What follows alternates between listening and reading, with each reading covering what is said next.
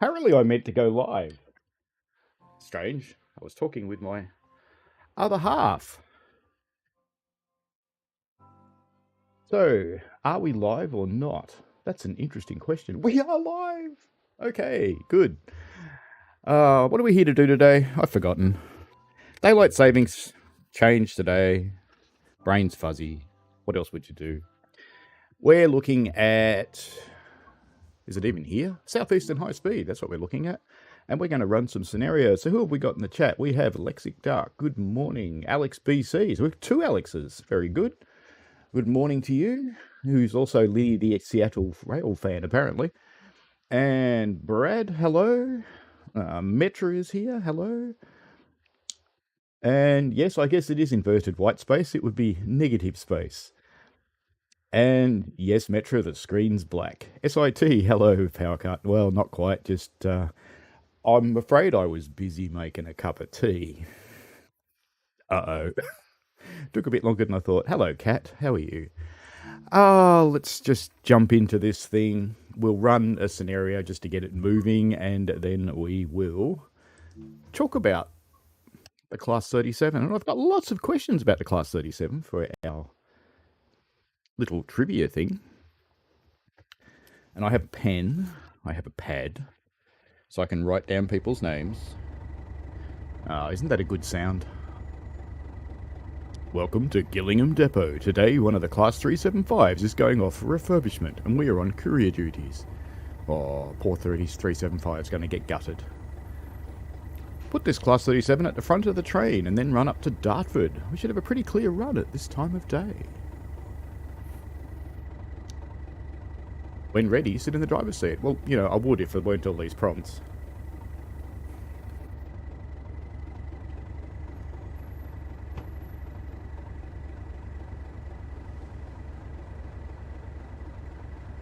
Climb steps. There we go. Yeah. Should do. We got any switches to turn on? No. Doesn't look like it. We do want this thing, though. Where is it? There it is.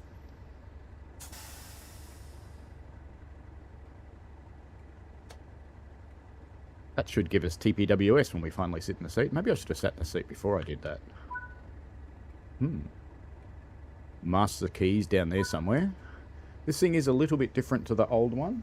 Ooh, is the rail driver going to talk to it? Yes, it is. Good. That's a good sign. Getting somewhere.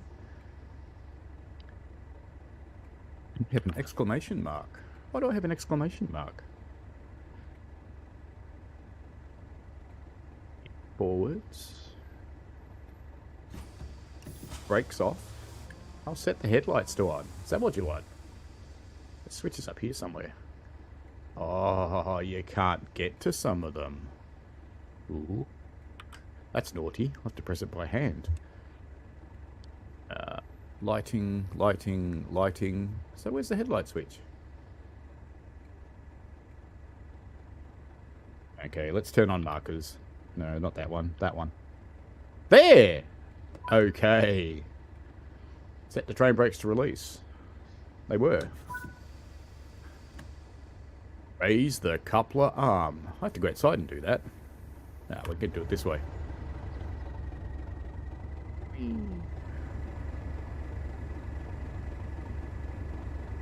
Blunk. It looks weird, doesn't it? Having that coupler there with buffers. Check the junctions are aligned for our route. There's no adventure in checking. Do it after we get moving. I want to see if we can get moving first. Because we still have a yellow thing. I don't know why we have a yellow thing. I have a faint suspicion that I turned on because I turned on TPWS while we weren't in the chair, I've buggered it. Oh, it's one of those horrible junctions. Maybe I should have checked it. Oh, no. One more. Come on. You can do it. You can do it. Yes, there we go. Apply power using the throttle. Yay! I have. There we go. Hello, David Park. How are you?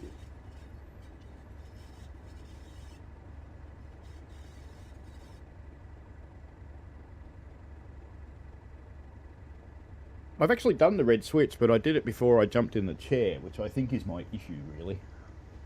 So I'll check it again in a moment. In just a moment, Dave. I'm sorry, Dave. I can't do that. David Park saw a switcher in action today in DC. Did anybody get killed by a tornado last night in the Illinois area? I guess Metro survived it. That's a good thing. Well, I hope you survived it anyway.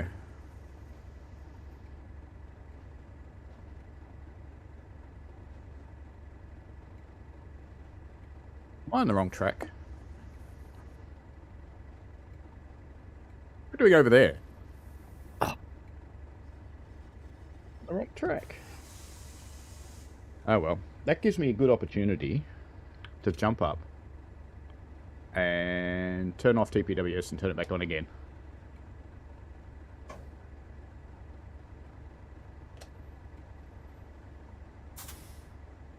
Still no beeping though.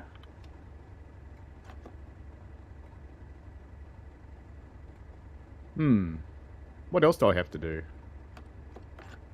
Must be something else I have to do. Anyway, let's back this thing up. Verse. There we go.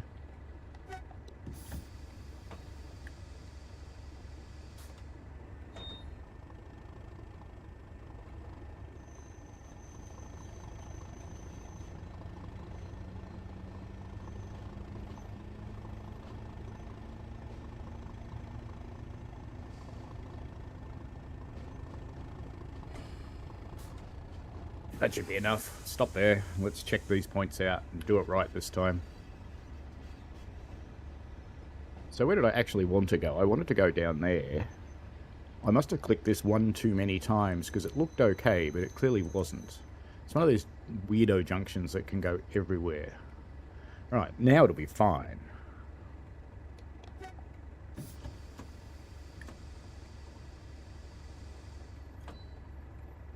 I did my last track patrol on the Puffing Billy Railway yesterday. I shall produce a video for it. Should be interesting.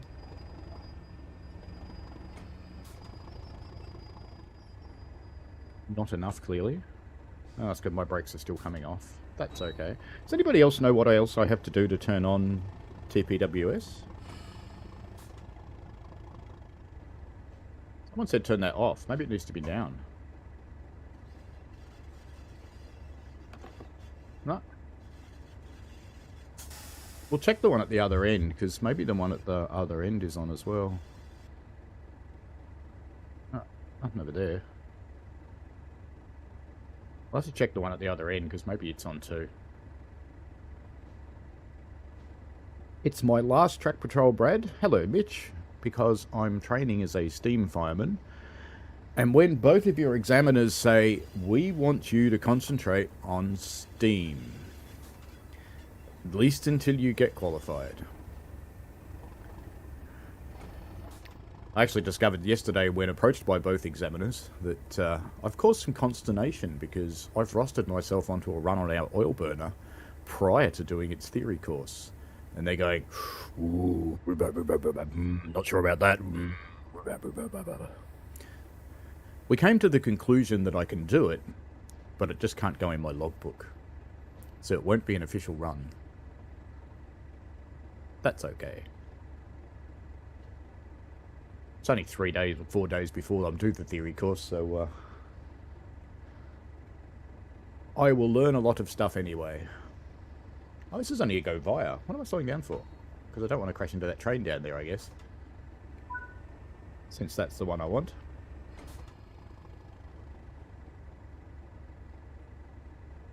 How are you today, CCT Mitch? CCT Mitch is also doing fireman training alongside me. We did the theory course together, and we have some more things to do together. Mitch is on his way to a safe working qualification as well, which is the pre-step. Not wanting to put any pressure on you or anything, Mitch, but is the pre-step to being able to operate as a fireman and start in earnest footplate work. Hey, look. An English headlight that shines. Ooh. Should I make fun of the English headlights? No, probably not.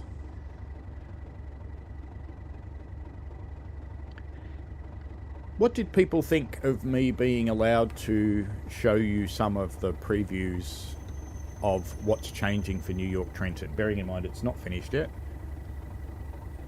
Got our little safety stop going. Let's come down here and actually couple up. Yeah, big bright light.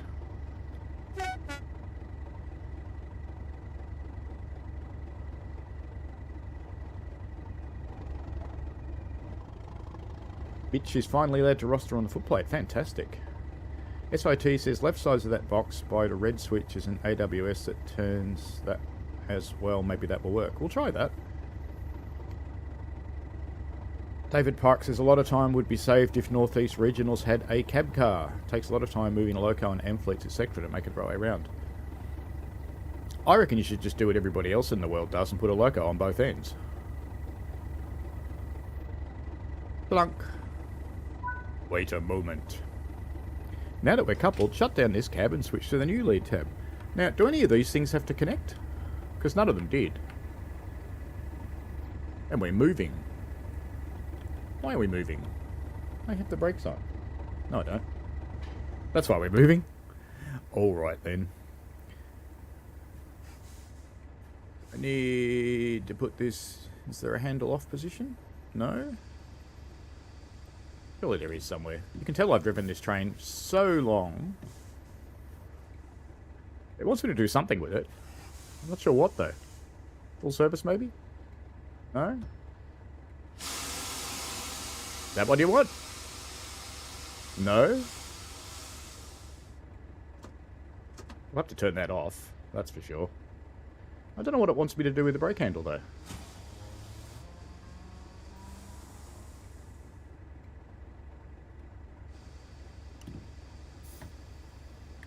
We'll just leave it in running. That'll be fine. It'll work. And turn off the headlights. We shall set these back the way we found them, even though they clearly didn't do anything. So I think that one has to be up at the end you're not driving from memory. Oh well. It still wants me to do something with that brake handle, doesn't it? What does it want? Release, maybe? No?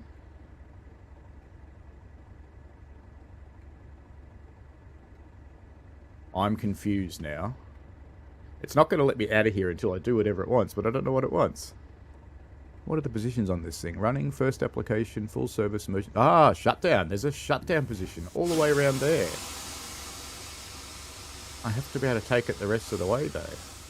Yay! Well, it is off, isn't it? Oh, key. That's what it wants. Key. You know, I do hate scenarios sometimes. Ha! Made it. Only 15 yards away. Is the loco that short? Whee! That's where I jump out and get run over by a train. Door. Excuse me as I muddle through the 37. You can tell I've experienced it a lot, can't you? I didn't actually get involved in the beta. I'm going to sit in the chair first. Can I do the instrument lights on this one? No, I can't get there. I'll have to use the I key. That's really sad that you can't get up there. What's that one? Nothing? Let's turn that on. Let's try the different order this time. So that's on. So the other one has to be off. Okay. Let's just turn that off. And let's go up and turn the other one. So down is off.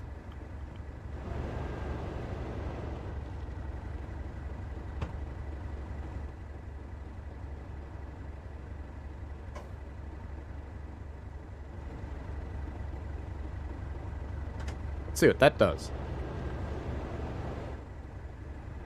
Whee! Sorry for all the swinging around, folks. Oh, there's another lever. Right. So put that on. And that one. Now I get what you meant. Unisolated. Right. Still says safety systems isolated, though. Maybe that's because the key's not in and things like that yet. Come on, key. Master key. There you are.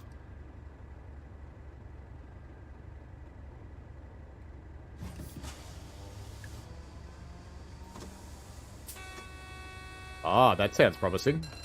Yay! Turn on the route lights. Route indicator. That one? We need anything else on here? That's interiors, tail lights. No, we don't need tail lights. Have we got headlights? We've got 2 headlights. What about that headlight? Ooh, look, headlights. Now, what do we have to set to get out? To change these points. The Grand Junction points. These are called a double slip. Brakes are already off, so we should be able to just move. Looks promising so far. What's really sad is I actually made a tutorial on using this, and it occurs to me that I did not succeed in turning on the safety systems in my tutorial, even though I talked about that I did turn on the safety systems in the tutorial, because I didn't turn on that other switch.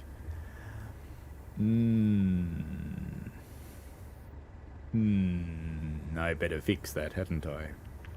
Oh well. That's alright. Still says safety systems isolated though. But they're clearly not, because it woke up. Maybe it's safety systems on the other train. That could be why.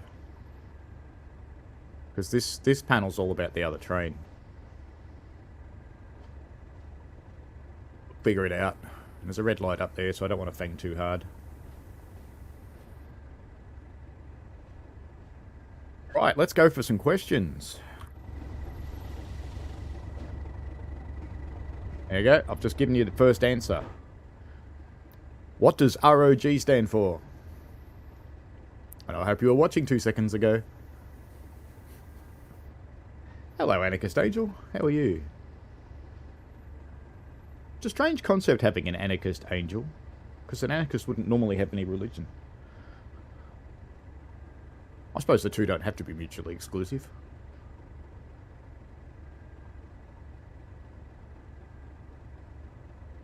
It's getting foggy.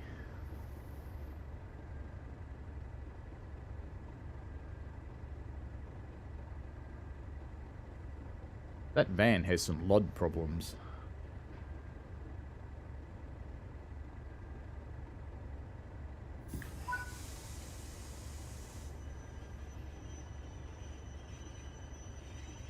I'd love to go via Chatham, but I can't just yet. Or am I supposed to go the other way now? No, I'm supposed to go out of here. But I can't until I get a signal. What's stopping me getting a signal? Is it that train? It'd be funny if the first scenario I play is dead, isn't it? Wouldn't that be funny? Kind of sad, really. Oh, it's green now. Okay, then. Probably was that train we were waiting for. Now let's do what this thing's good for.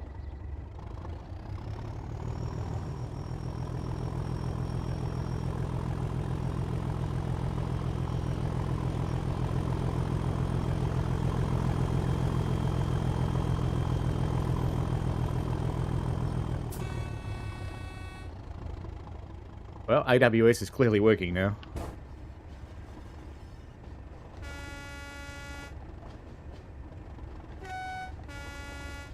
Through the Gillingham Level Crossing, one of the first ones that actually worked with cars on the game.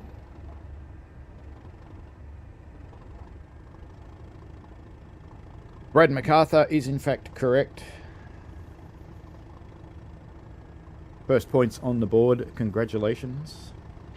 I should point out that these things, for the people who haven't played before, it's the order they turn up in my chat, not the order that you see them. Because I can only go via my chat.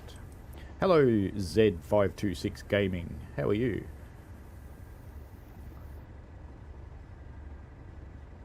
Yes, anarchist societies are kind of fun. I used to live with a self-declared anarchist. He was a complete and total wanker. He didn't like me at all. The feeling was mutual, to be honest.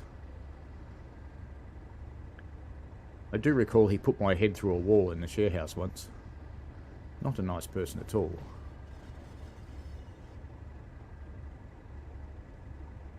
That's life. Share houses seem like such a good idea when you first get into them. But then, sometimes they are. They can be okay. Ooh. Slave cutout. Release the slaves. We shouldn't have any slaves anymore. Slaves are naughty. Tunnel time.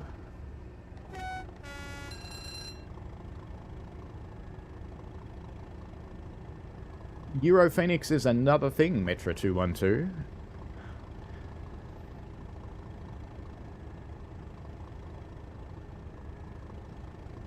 fact, why don't I ask that question? Why do ROG locomotives have the Phoenix on the side of the locomotive?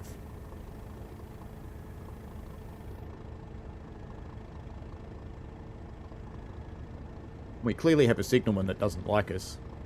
Because we have a yellow light. And I've got the hiccups. It's just going to be one of those days. It really is. Hello, NJT. How are you?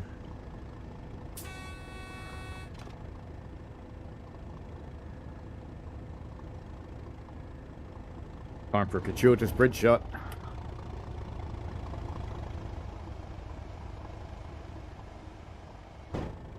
It's only a little shorty train.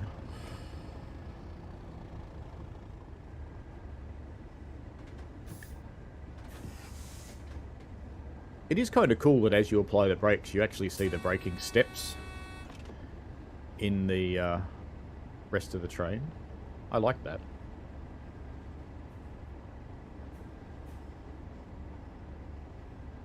There's a Rogue 23.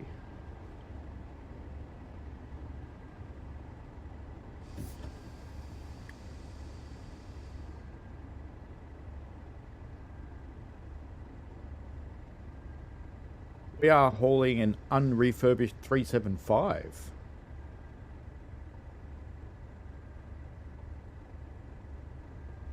Euro Phoenix do refurb old locos, yes, but why do ROG trains have a Euro Phoenix on the side? These ones in particular. Not all ROG trains do, but these ones do.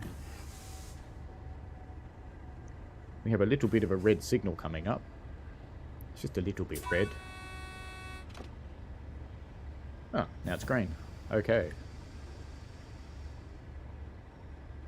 Let the brakes come off and I'll put some power back on. And it's time for...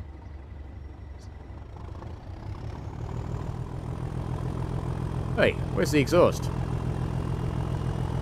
God damn it. Well, there's the first bug to report.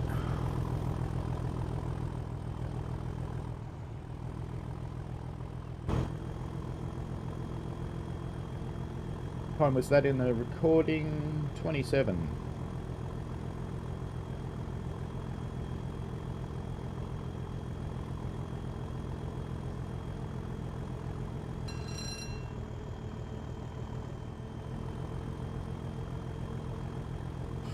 I'm glad most anarchists are real sweethearts.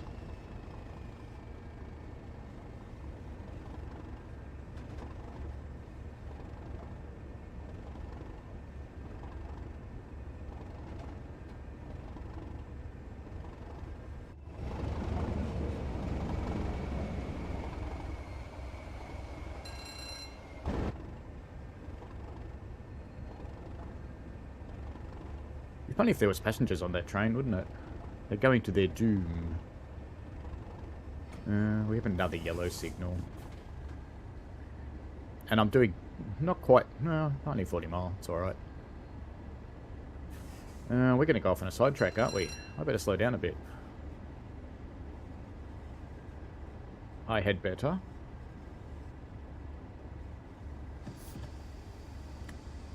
Be all good. Let gravity take us down to 20 by itself. No one has yet yes, Z526 Gaming. Well done. You got the answer because they're leased. That is very true. So Z526 Gaming. I think this is the first time you've joined a quiz, isn't it? Shall make a new entry. Cool. What is the home route for the Rail Operations Group?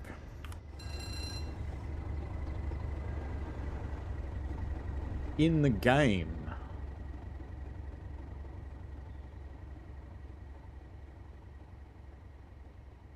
I'll give you a hint. We're on it.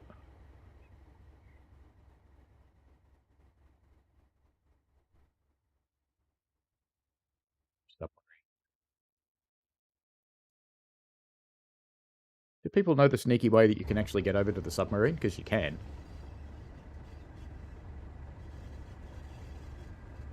NJT says the Chatham main line. It's not what the route's called in the game.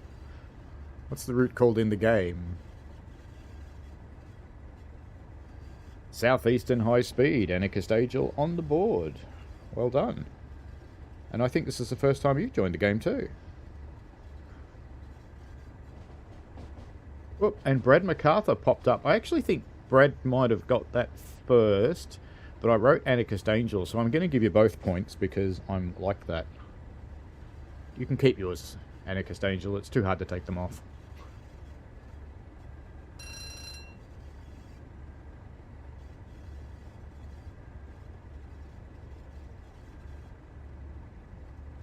Officially, it's still just called Southeastern High Speed. It has the same designation as the other version.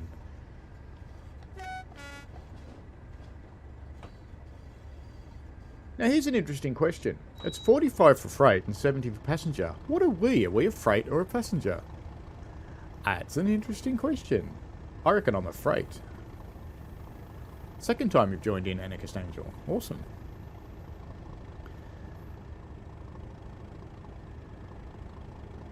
What was my next question? And I think we've already had the answer to this question because someone's already given it. But why does Euro Phoenix have the Phoenix as their logo? And if I scroll back up, I'm trying to see who it was. Someone already gave the answer to this.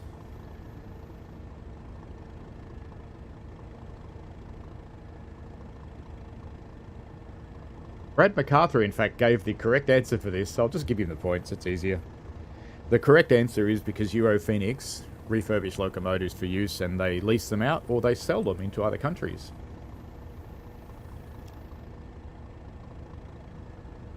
Yeah, in the US, drag moves are definitely freight. In Australia, they are not. Because it's about the capabilities of the train, not the capability, not what it actually is. So in Australia, this would be called an empty cars. So it's technically neither.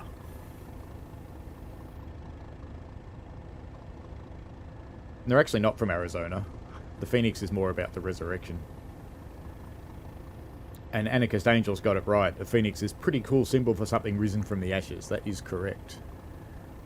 I think I have once told you guys about the unfortunate Unix server that we used to have when a place that I worked, where one of them caught fire, and they, when the new one was built, they decided to call it Phoenix because it was a cool name. But unfortunately, they spelt it wrong, and we had this server forever called Phoenix. In the UK, drag moves follow freight speed limits, so freight. Very good, we'll do that.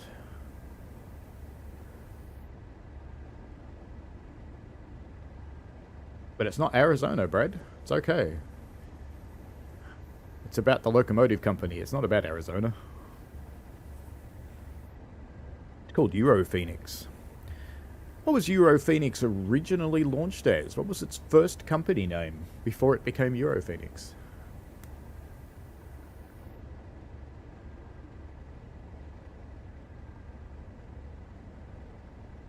That's cool, Anarchist Angels. Have a large Phoenix tattoo. Is it a coloured one or a black and white one?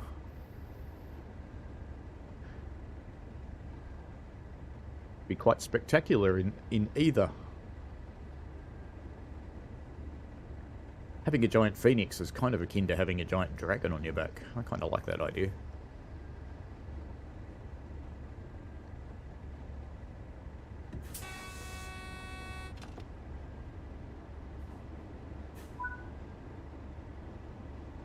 We have gone green again. Clearly these signals are driven by the go vias. So you start to slow down, but you don't really need to.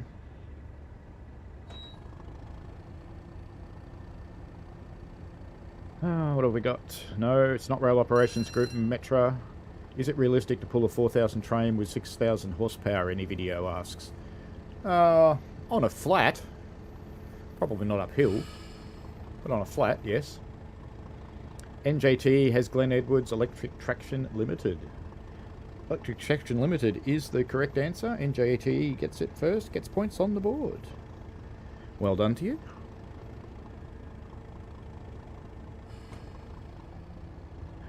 Now that coupler that we popped up earlier to connect it to this train, what kind of coupler is it? Let's see if it gets exhaust now. We're not getting exhaust anymore, it's so boring. Oh yes we are, it's just a little bit of it.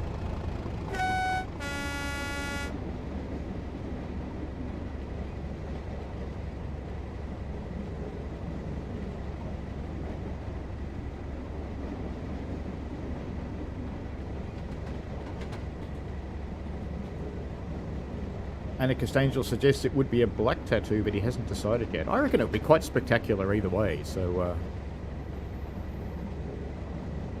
go with your heart on that one.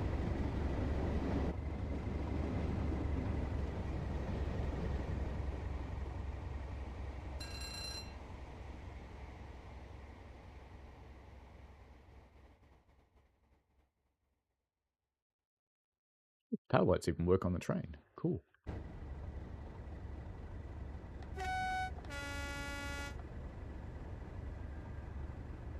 Cruise through the yard here. Anarchist Angel says the alternative is a female angel figure with, I'm not sure how that pronounce that word, glaive, I guess, and wide wings. It'd be more personal and less cliche. Yeah, that'd be cool. Also cool.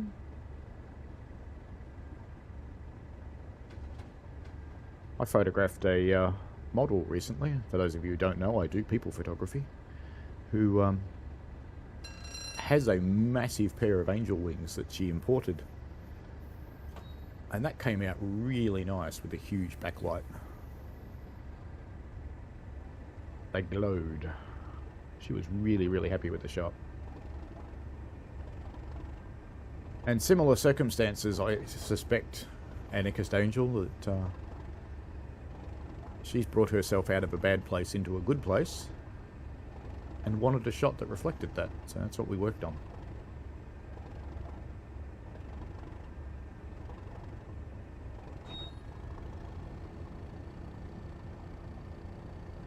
First NJT says yay. Transition coupler, no. 375 coupler, no. Delno coupler, not spelt right NJT, but I'll give it to you.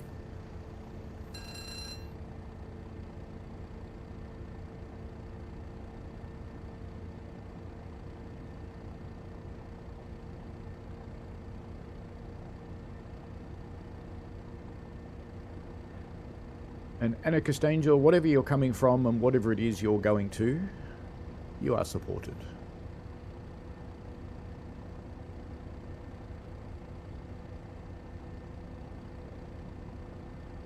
It's a green flashing light that's hiding in a tree.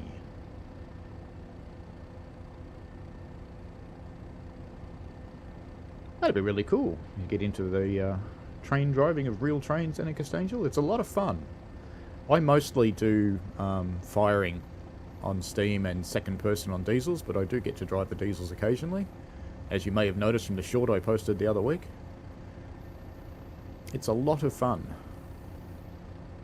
Even doing it for a job is a lot of fun. It's probably not as much fun as doing it as a volunteer, but it's still a lot of fun.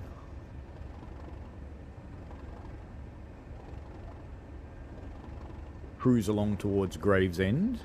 I think it's time for another question, isn't it? The Class 37 is sometimes described as the maid of all work. What does it mean? And maid is spelled M-A-I-D, so it's the housemaid or French maid or workmaid type, or cow maid, I guess. Lots of different maids type of theory. I guess the male equivalent, not wanting to give the answer away, but I will, the male equivalent would be a jack of all trades. But locomotives are often referred to as female, for no readily apparent reason. Answer is not tractors, Metra. Keep that answer though, you can use it later.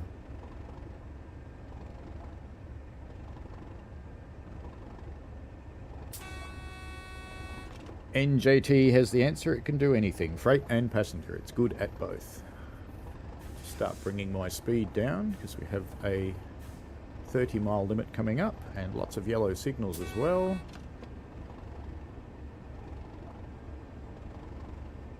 SIT says it's a female, it can do anything. Well, they can, so why not?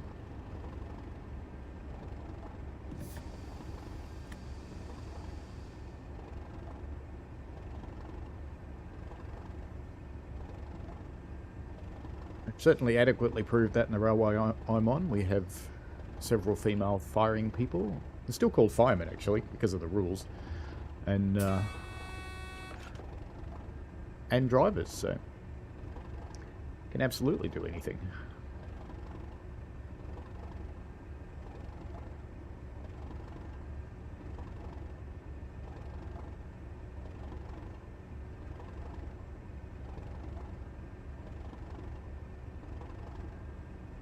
We have lots of correct answers coming up there. All a little late, though. Excuse me if I just pay attention to this red signal rather than pop out another question at the moment. Not that I'd actually know this signal was red until I come around the corner. Apart from the fact I've had a yellow one, so it's my responsibility as a driver slash engineer slash loco pilot, depending on where you come from, to drive according to the circumstances.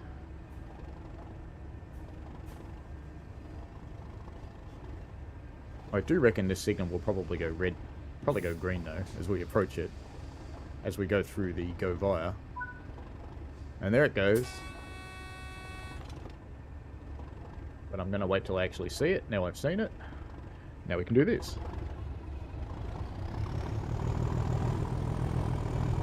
I think not being able to see the exhaust before was just because of the way it was lit.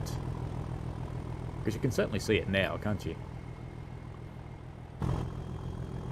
Do like a good bit of thrash. We do still have a 30-mile-an-hour speed limit through here. Until we get up here and then we can go back to 45. Any video asks, what does the slave cutout button do? It's a good question. Probably nothing in the game, I would suggest, but it might allow, if you've got multiple locos linked together. I'd have to look this up, but this is what I'd guess, is that when you've got multiple locos linked together, you could control the second one manually instead of having to control it from the front one. That would be my bet. But I'll find out for you.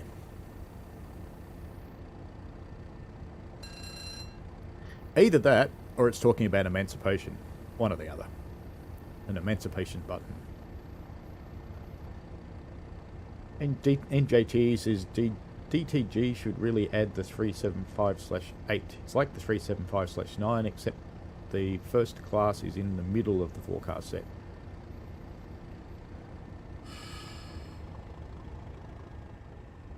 It's very hard to say what will come in the future. So who knows? They've proved they can expand routes, which is not something they could do previously. So we shall see what happens.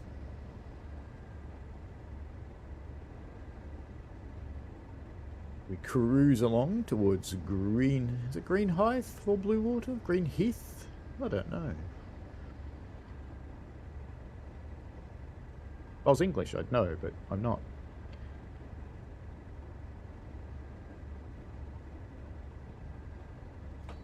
I did have the pleasure of meeting up with an English friend of mine on Wednesday. Took her around a tour of all of the street art in Frankston, because it's something that our little city is quite famous for. We have an annual festival where they paint 10 to 12 big murals on building walls, and it's happening at the moment.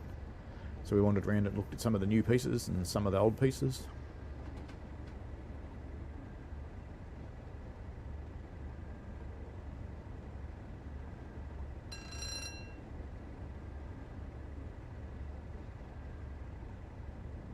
SIT says they finally announced the 700 is coming in summer. I haven't seen an announcement, so I won't comment on it. I know there's been some hints dropped.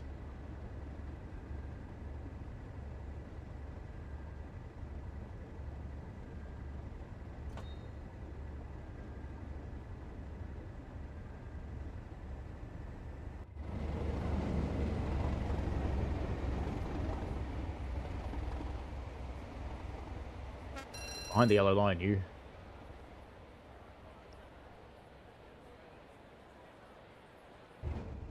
I'd be terrible as a driver on passenger railroads, because I'd love to sneak up behind people with the throttle off and honk the horn at them because they're not behind the yellow line and walking away from me, because it's just what I'm like. Anarchist Angel says, still waiting for Leipzig Dresden and combining them into a mega route. Recently been to Leipzig and saw one of the Press BR155 there. That would be cool. It would be really good. The German routes, a lot of them do overlap. It would be really cool if we could actually join them together. That would be a nice thing to have. SIT says it was officially made this morning on Facebook. That would explain why I haven't seen it, because I don't use Facebook. I got out of there a long time ago.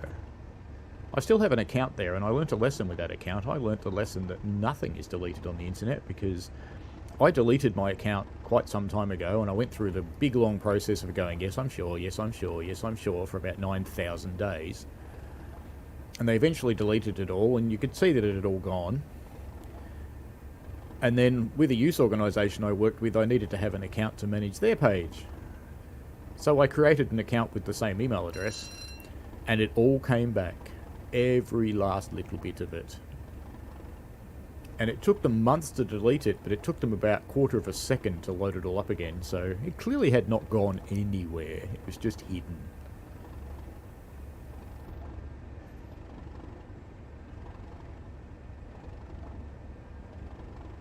Any video says, do these old locomotives have distributed power, or do they have to couple them directly? They have to couple them. Only, distributed power is actually something that's unique to the US.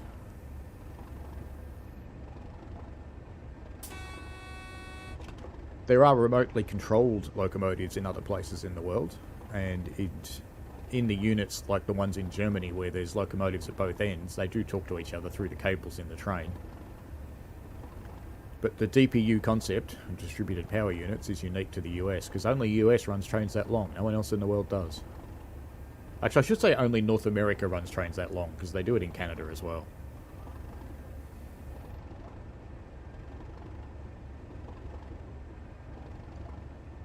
Now, do I get lulled into a false sense of security here and just keep going at 50 mile an hour, or do I slow down? No, we've got a green. We head towards Dartford. Anarchist Angel says, I know it's unrealistic, so I'll put my hopes into a proper Berlin Stadtbahn route. Maybe the S-Bahn route, maybe regional traffic, as long as it goes via the Stadtbahn. Is that trams? Or is it just a suburban type route? I'm not sure about that one. Anarchist Angel says European data protection laws are getting better, fortunately, so you can request everything being deleted unless there is another law that prevents that. I even had some police records deleted. That's cool. Trouble is, you don't know if they really did it. You just can publicly see what they've done, but you don't know whether they really did it or not. And Australia's privacy laws have got a way to go, but it looks like that's about to change. It actually looks like we're going to go for the GDPR model, which is better.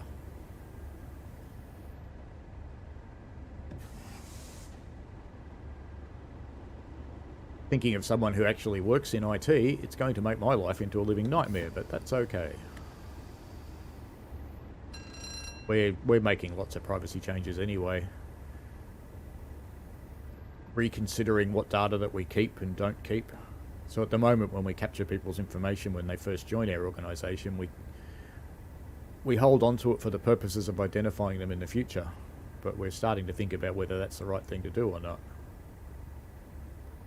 Because so many organisations have this horrible habit of losing data, and as careful as you can be, and as considerate as you can be for security during development and operation of IT infrastructure, someone will find a way,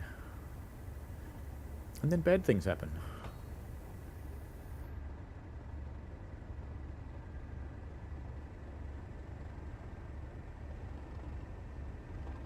NJT is back.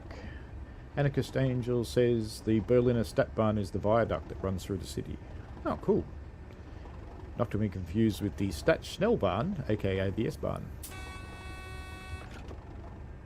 AWS for our upcoming 40 zone, but we're fine with the speed on there.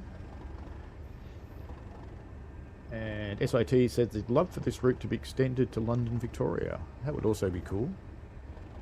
I know we haven't reached the limits of what TSW's engine can actually do yet. So it would be nice to see what the possibilities really are. We have to be a little bit careful of Gen 8 consoles, I suppose, because they are still most of the console world. I know DTG's always been worried about people still running Windows XP and Windows 7 and Windows 8 and Windows Vista as well, but they don't have to worry about that anymore because Steam is abandoning them as of January next year. You'll no longer be able to update any Steam game after January next year.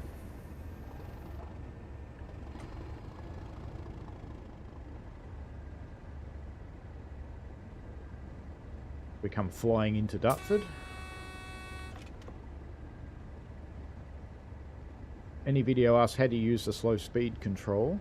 It varies by locomotive, so if you're thinking of American ones, I've done several tutorials, got a red light coming, several tutorials on the different low speed controls in the different US locos. If you've got a particular loco, I can try and find you a link, but not while I'm approaching a red signal.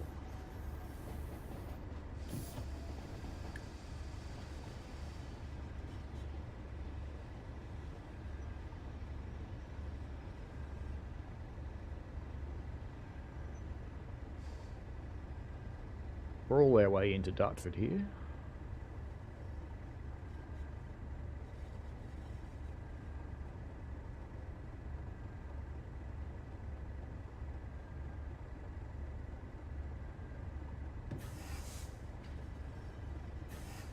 I was supposed to stop back there, wasn't I? Here's me cruising up to the signal.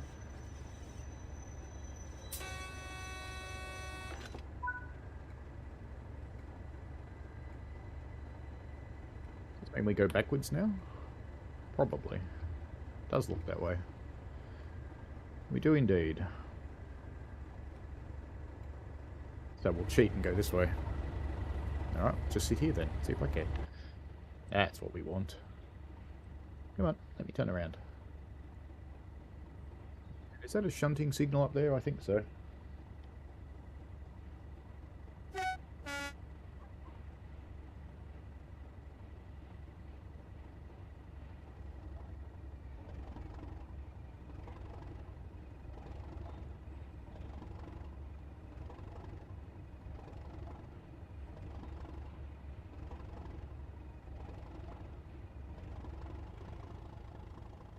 A lot of discussion around while TikTok sucks. Anarchist Angel says, yeah, they said they deleted one record, then a police officer was like, ha, we know you already, don't we? And cited the record to me that allegedly was deleted. That's not cool. Well, it's actually good that they, you found out it's there, I suppose, and at least you can do something about it.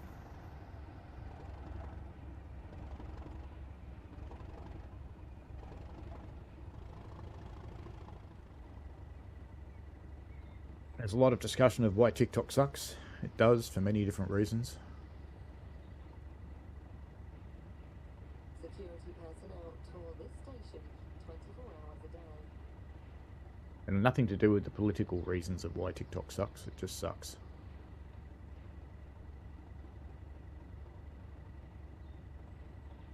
Dislike it for the reason I've come to dislike most social networking, to some extent, including this one, because there's this, can go through a bridge.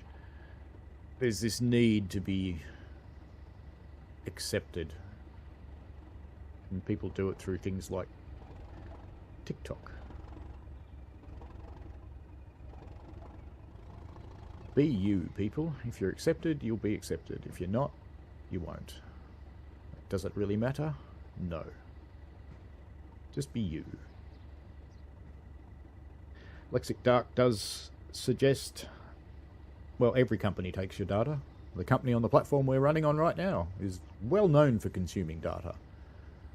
They are actually quite good about the privacy of that data, though, I have to admit, because I do actually know the people that work in Google Privacy. I'm actually happy about the level of privacy you get in here. I'm not really happy with what they do with the data internally, but they don't let it out, which is a good thing. So as long as you opt into the platform knowing that that's happening, you're okay.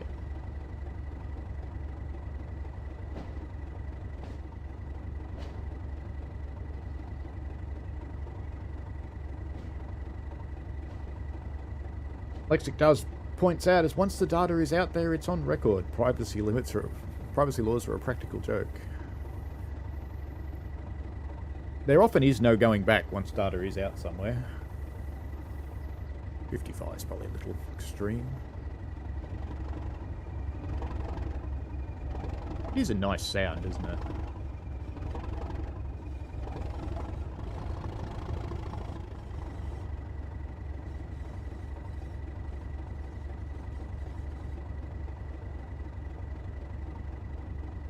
And at Costange's hope to at least prevent common officers from accepting laws in general as a joke because they never apply to powerful people, hence the nickname. Yeah, it is interesting if we consider a particular political figure who I won't name because he doesn't deserve it, but if an individual like us committed some degree of fraud or were about to be arrested for it, we would simply be visited by the police and taken into custody in one way or another. Might be polite, it might not. Rich people get to negotiate the terms of their surrender. So, yes, it's a very different world for different people. And it really shouldn't be that way. It's kind of crap, but who are we to argue? We don't fit in that bracket. Imagine backing down into those sidings that go downhill there. You'd want to be ready for that, wouldn't you? The railway I volunteer on is a little unique in that we store our carriages on a 1 in 30 gradient. I don't know any other railway that does that. So when you come back as a fireman, you're not getting your fire ready to go out and get it out of the box, and so you want a small fire. You have to have a big roaring monster because you need to push the train back up the bloody hill. Then you can get your fire out.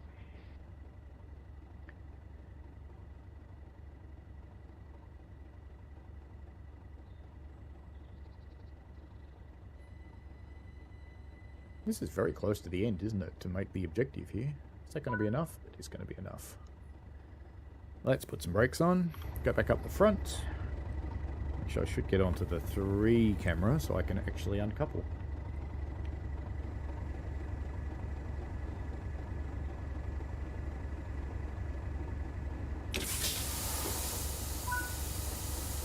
That did it. Another train will take the 375 north to Wolverton. That's because this route doesn't go there. Isn't that sad? Alrighty, that's out with the old. Glod. How about that? We should ask some more questions, shouldn't we? In with the new. Alright, we'll play that one then. Wasn't really in my plans, but okay. NJT says, dentist says in 1.5 years, 1 to 2 years, you'll be happy with your teeth. My wife's doing an alignment at the moment. She's not enjoying the process very much. A newly furbished 375 has been run down from London today and will need you to complete this journey down to Faversham. So it's basically the opposite journey to what we just did. We can't move yet. Hop in the lead 37 and get it running. We'll provide you further instruction when you get to Faversham. Does that mean there's more than 137 on here? I'm still waiting to be able to move. Let's have a look. Metra says no railroad museum stores anything on a steep grade. Well, I hate to tell you this, mate, but we do. No, there's only 137, so I don't know why it says the lead 37. That's okay. Here's a blue southeastern train. It's got no passengers on it. That's a good thing. Since I can't open its doors anyway.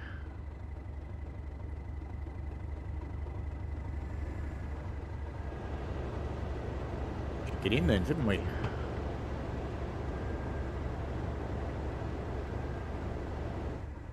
That's funny that I have to look down there to do that. Alright, let's get in the driver's seat and then turn on safety systems this time so we don't bugger it up. Goodo, so we want that one, and that one. And that should have put us in an unisolated state. Master key. Set the reverser to forward, very good. Safety systems are working. Set the headlights down here. And we want our route markers, as someone else indicated. And we want some windscreen wipers. Will it behave the rail driver? Ooh, works. Let's open the window because it's raining, as you do.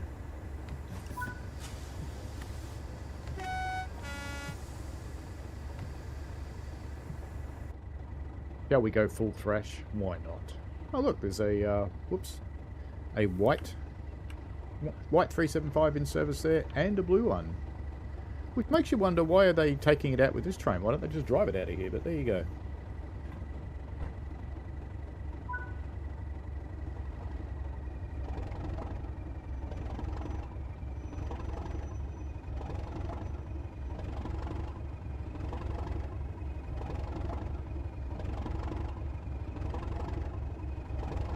Anarchist Angel, I have basically everything.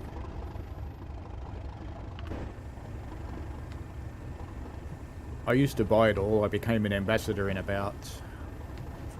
when was that? About 2 years ago, maybe? And after that I started getting given it, which is kind of handy. But yes, it's not cheap to operate in the games, not by a long shot, not if you want all the things. Metro says the inn with the new scenario is also on the Oakville subdivision. Kinda. SIT says the only bug he's noticed with this is it doesn't show on the scenario list that I've completed them. That's boring. I'll have to have a look later. Remind me at the end. NJT says the shoes are applied in the yard that they are stored in. The same can be said for when they're out for refurbishment. The shoes are removed in the yard that they're stored in. We take our trains to a midpoint station to do brake shoes, because we've got a big long pit at the midpoint station that people sit in so they can change all the brake shoes. And check it all out while the train rolls over them.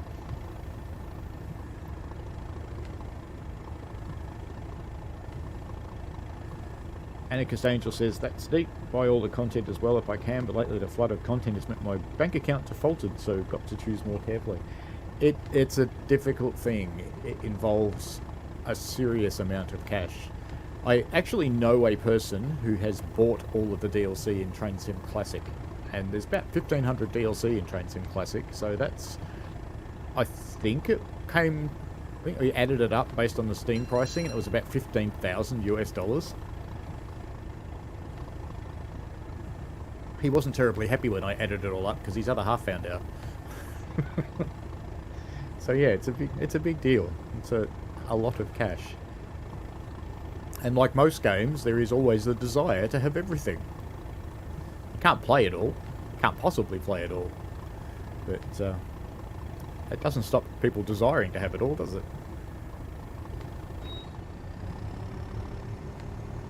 We should do some more questions. The original 375 released with this route is blue. With the 37 DLC we get white ones. Which is the old one and which is the new one?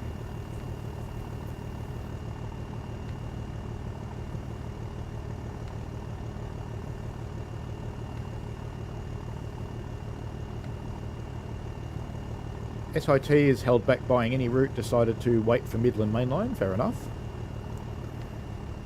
And Anakin's Angel says it doesn't help, it wants to be an achievement hunter that gets those 100%.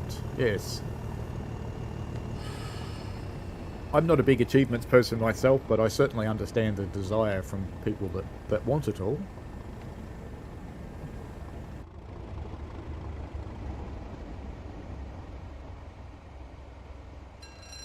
It's like NJTE answered it first. White is old, new is blue. This is correct, NJTE.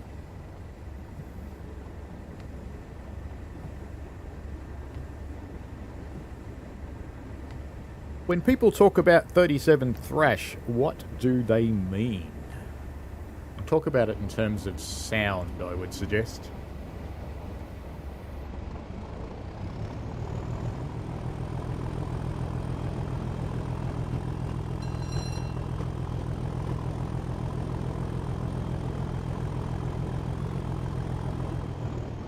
Just in case you'd forgotten, I just gave you some. Some 37 thrash.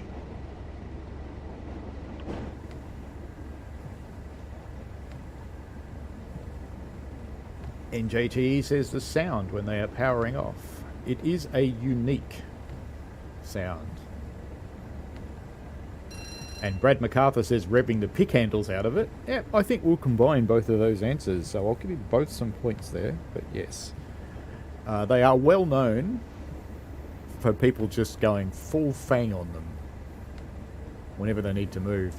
There's actually a couple of videos on the internet. There's someone who's running an ROG train and they're moving about 80 wagons of what looks like it's either coal or ballast. It's a little bit hard to tell. It's probably ballast, given that UK doesn't have much in the way of big coal mines anymore. But he's basically going from no throttle to full throttle, and no throttle to full throttle, and no throttle to full throttle, and he's clearly just having a good time.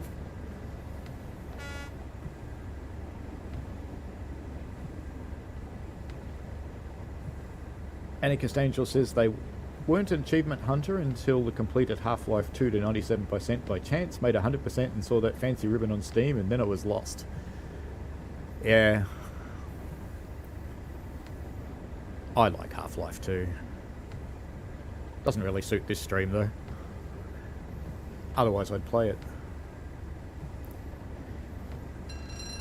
I do have a game that I picked up in the Steam sale that will probably make it onto this stream at some point, called Choo Choo Charles.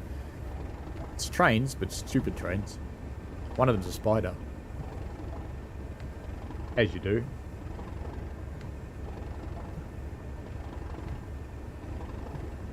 Anarchist Angel says, okay, I'm having stream delays. People answer quicker than you ask the question. Oh, that's a bit weird. I have to admit my the YouTube monitor page I use that's monitoring the stream is not working properly, but I don't want to reload it because the chat's working, so I'm just leaving it alone because I don't want to lose the chat. If you're having delays, up on the...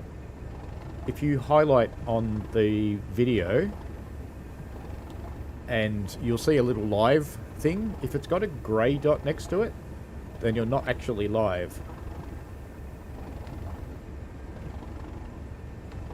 If you click on it, it will go red and you will catch up.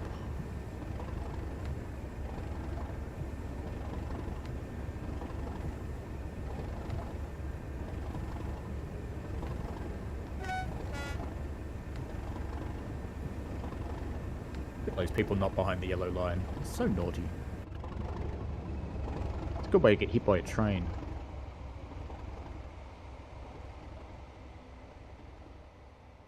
If this looks a little jittery at times, by the way, I'm running the same version I was allowed to stream in the other day. I hadn't actually switched it.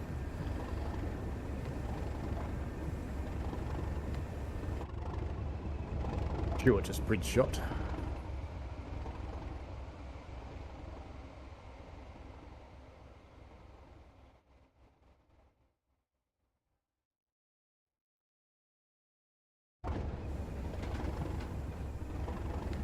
There are people who are just pretty quick off the mark. NJT is usually very quick, which is why NJT is often, if not always, on top of the leaderboard.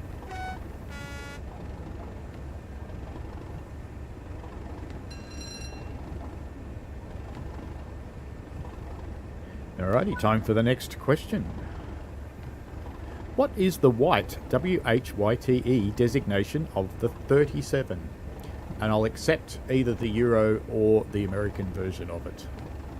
because in this case they're almost the same.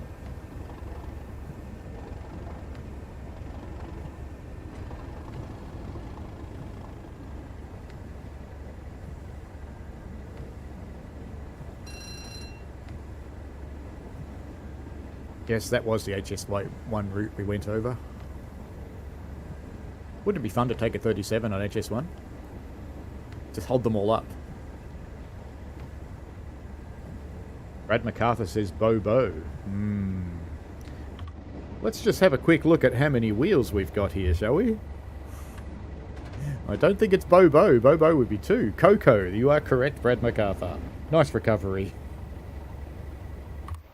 The other designation is CO apostrophe OC apostrophe, which is the other version of doing it, but white is Coco.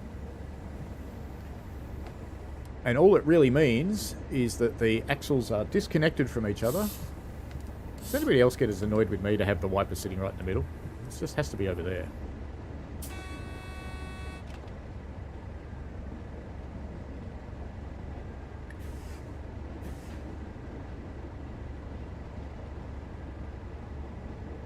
The white notification covers all kinds of locomotives NJTE. You're looking at Wikipedia, which in fact for the white notification is indeed wrong, because someone who loves Steam keeps editing it and taking out the diesel versions. You can see it in the change history on that page, that someone constantly deletes it whenever someone else puts it in. Anna Costangel says the favourite ones are the 1C-C1. Cool, that's with pilots. The numbers on the end designate pilot wheels. That usually means the driving wheels are quite large, things like the Crocodile, because it needs pilots, because large wheels aren't very good at staying on the track by themselves, they're terrible at steering. So larger wheels generally have pilot wheels in front of them to help with steering. We have dropped down to 30 mile an hour all by ourselves.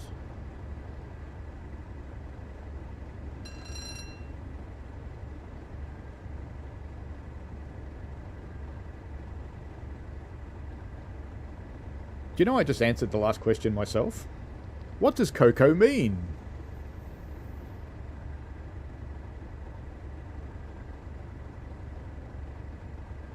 And if you're a fan of the music of Aaron Chupa, it means girls jumping on trampolines, but, you know.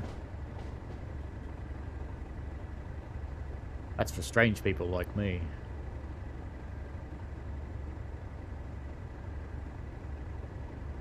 If you've never seen his music, Google Aaron Chupa, C-H-U-P-A, Coco song. It's quite funny.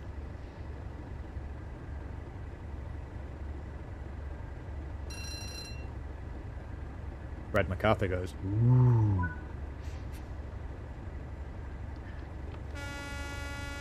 Oh, we're going to that location that has to be pronounced in a way that always hurts my throat.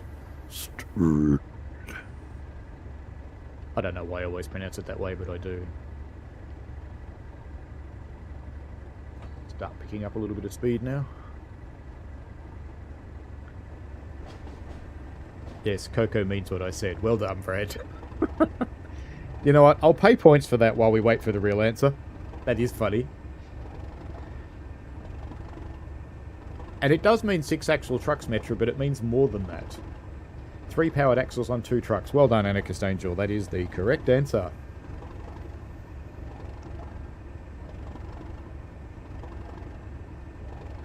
Drood always reminds me of Doctor Who for no readily apparent reason.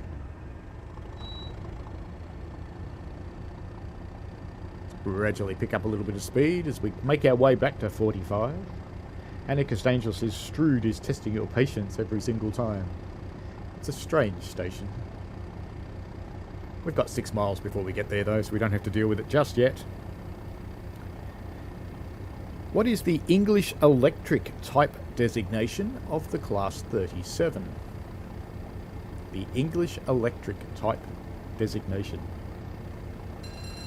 Yes, Dr. Strood indeed.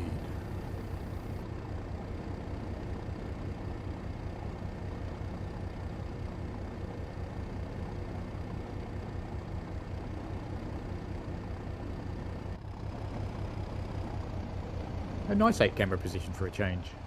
Sitting up here in a tree. It's actually the kind of thing I'd do, is climb a tree next to a railway to get a decent video. Number 3. Yes, Brad MacArthur. And Anarchist Angel. Brad MacArthur, you've got Class 3. Metra's Type 4. That's wrong. Type 4 is the big brother. And Anarchist Angel Type 3. So Anarchist Angel is the most correct one that's come up. So Anarchist Angel gets the points there.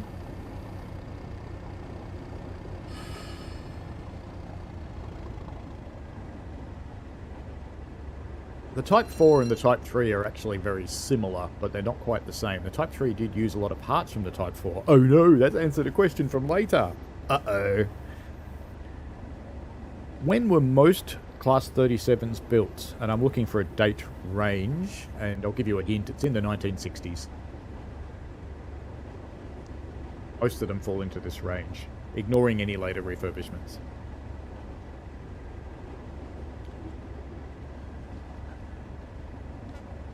And we'll ignore that we're going just a little bit fast.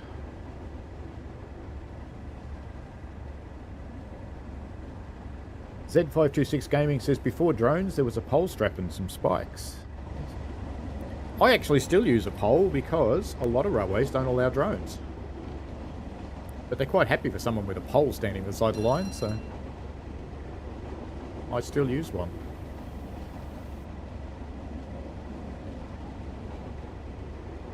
And with the stabilisation that's in the current GoPro range, it doesn't matter that it jiggles around a little bit. We have, out of the gate, NJTE 1960-65. Metra agrees. Brad agrees. Anarchist Angel agrees. And Anarchist Angel says everyone's got the Wikipedia page open. Well, the Wikipedia page won't help you with all the questions because they're not all on it. I checked. But yes. Who got that first? NJTE got that first. Well done.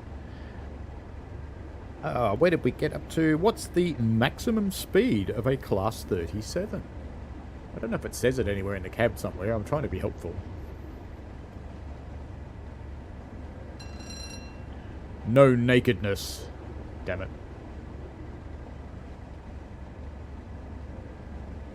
Green light.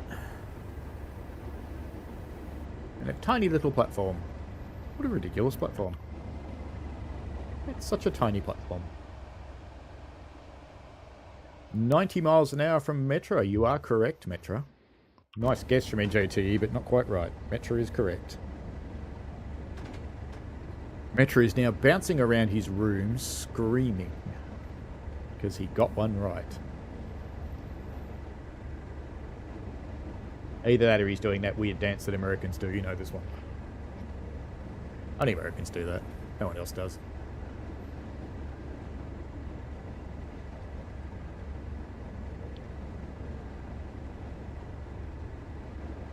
What is the power output in horsepower of a Class 37?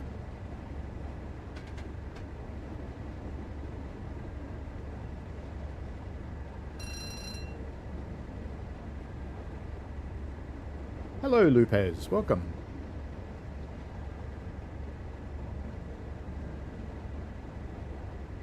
Now halfway to straight.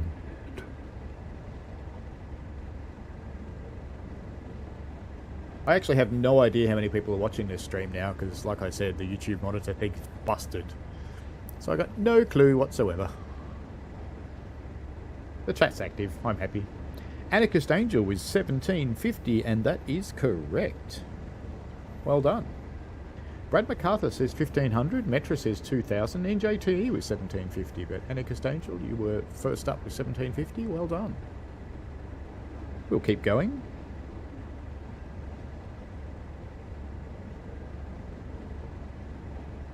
So, as distinct from when it was delivered, when did the first Class 37 go into service? And I'll talk a little bit about that after. Did I see what I thought I saw? Oh, I thought I saw Ugg boots, but no, it wasn't. It's just runners. I'm sad now. I want Ugg boots in the game. We need Ugg boots in game.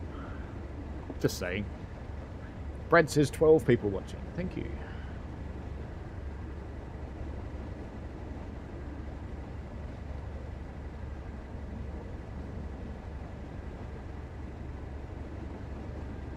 2 more miles to Strood.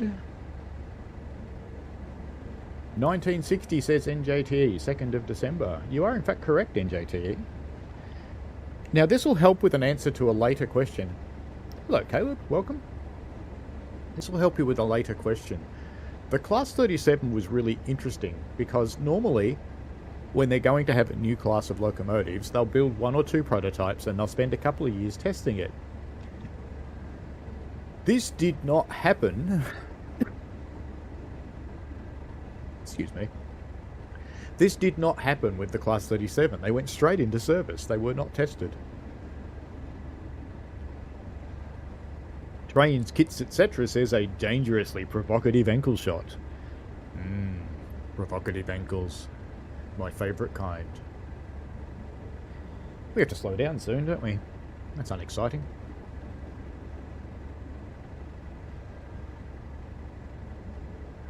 $14 now. I've upset someone. I held up the Uggs and lost someone. Lexic Dark is lurking, watching anime. Why not?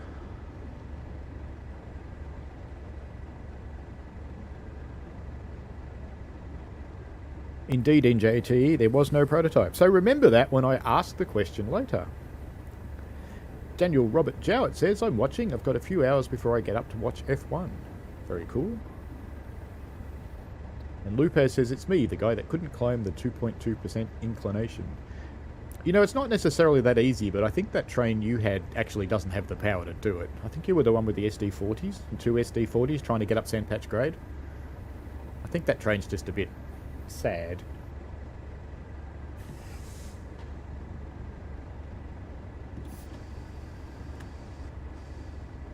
Just need to start encouraging this thing to slow down. Just gently. Next question. What is the maximum tractive effort in force pounds of the Class 37? The maximum tractive effort in force pounds. You may also find it expressed as just pounds, but that's actually not quite right. It's force pounds.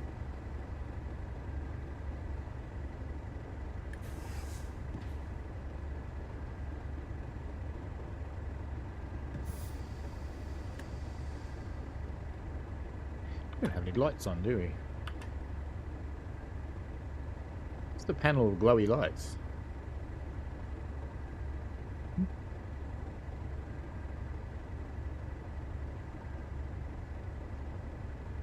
NJTE says the maximum is 55,500, which is correct. NJTE, well done. Very closely followed by Anarchist Angel. Lupaz says we eventually uncoupled the lead engine and attached it to the rear end and used banking comms. It was unable to climb. Yeah, you'd still need more engines.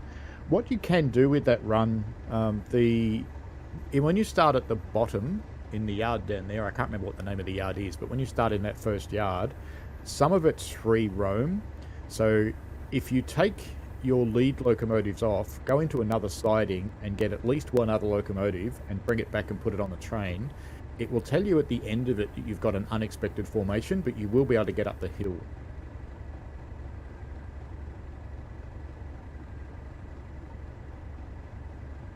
NJT, Atticus Angel says NJT, copy faster. Yeah, quite probably. Trains, kits, etc. It sounds like a Jedi currency. Force pounds. Yes. I suppose it does, doesn't it? What is the continuous tractive effort? So the difference between the two, continuous is something that the locomotive could keep up until it ran out of fuel, whereas the maximum is what it can do for a short period of time before things start to catch fire. Look at that. Unusually for me, I'm actually down to the right speed.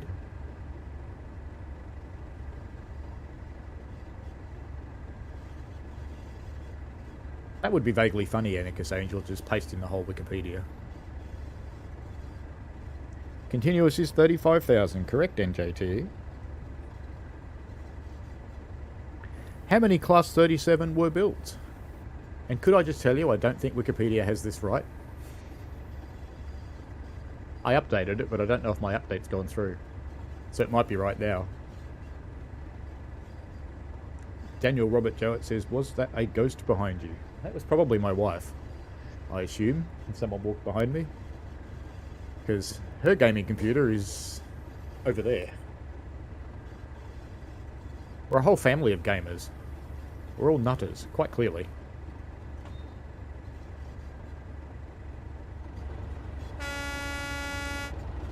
Get out of the way, people have strewed.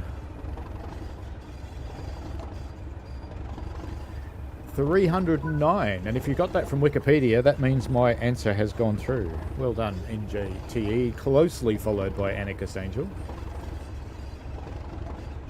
Anarchist Angel has sad anarchist noises. The answer appeared before the question was started. That's not meant to happen, it's sad that that's happening.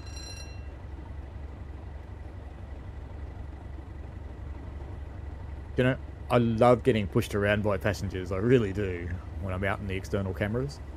You get stuck on them.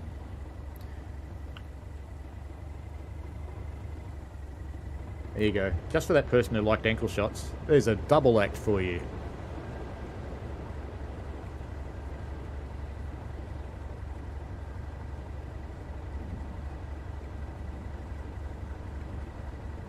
Good on you, make some noise.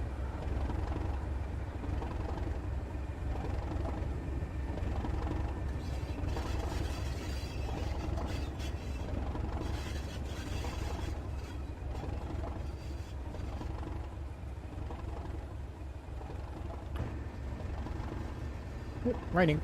Dynamic weather. Yay.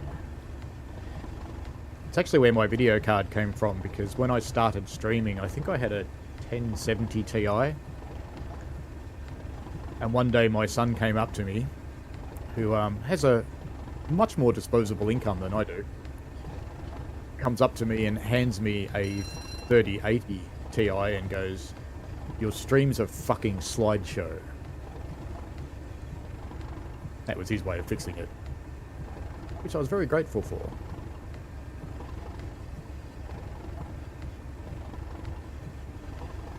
Train Kits Etc. says, sanity is overrated, be a bit nuts. There's nothing wrong with being a bit nuts, why not? Whee!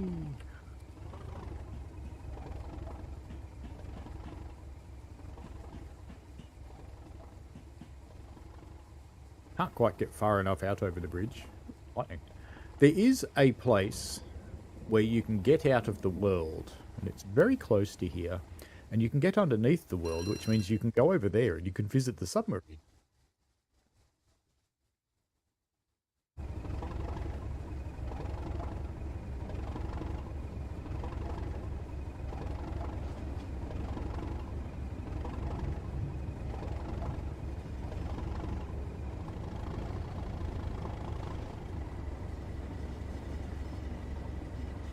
It's always funny how these things blast out a heap of soot just as they just as the power goes off, but having watched a heap of videos of 37s, they really do it.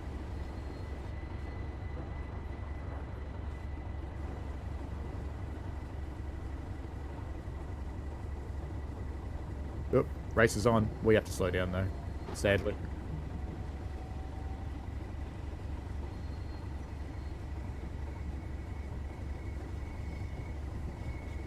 Lexic Dark says, familiar love presence well, defo your son. Yep. He's a good human. NJT says, platform 3 with stars in the eyes. In any video says, why does the amp suddenly drop back to 0 when I drive? On which locomotive?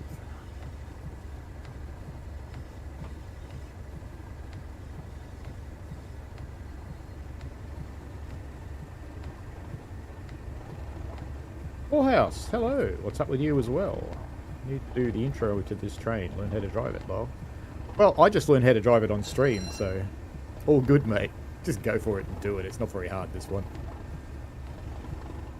I muddled my way through it. Even though I'd actually recorded a tutorial for it, clearly I'd forgotten how to use it. Haha, you had to stop. Haha. Just rubbing it in. But the slow train's going out in front of the passenger train.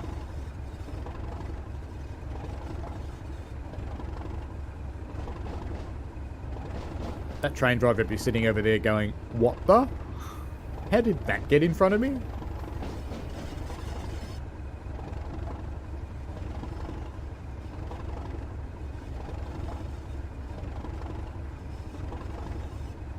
I should ask some questions, shouldn't I?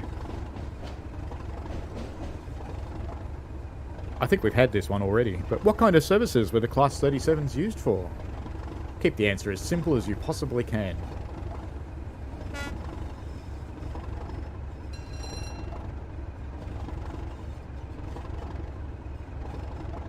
Any video noticed on the Class 66 and the SD42? If they're dropping... If you got the PCS light on by any chance, meaning your brakes have come on, they're used for feet in JTE. That's interesting. Anarchist Angel says, to be fair, you're not stopping at the next station, so who's the slow train now? Passengers. Yes, this is true.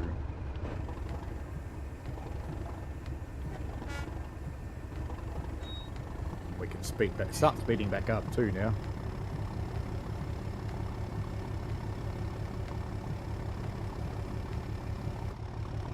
Those billboards say, enter the arena Olympic Sports Series.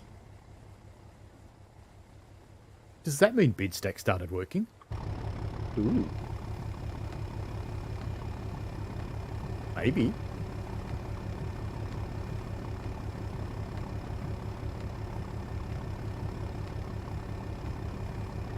Anarchist Angel, I'll go with Universal. That's close enough to everything, because yes, they do from everything. And Lexic Dark, stuff goes from this place to that place. This is also very true. What else have we got now? What do most Gunzels / rail fans / foamers / whatever, train spotters, call the Class 37? And there are 4 names. One of them is easy, the other 3 aren't so easy.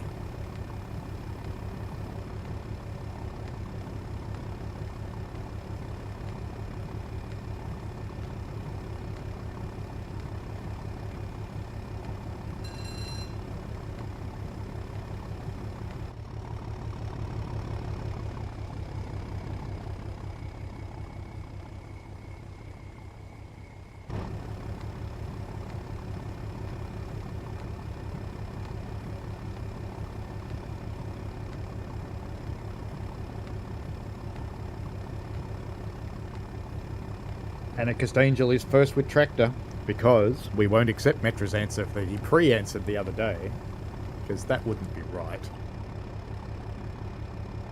3 other names. So Tractor was worth 10 points, the other 3 names are worth 20 points each.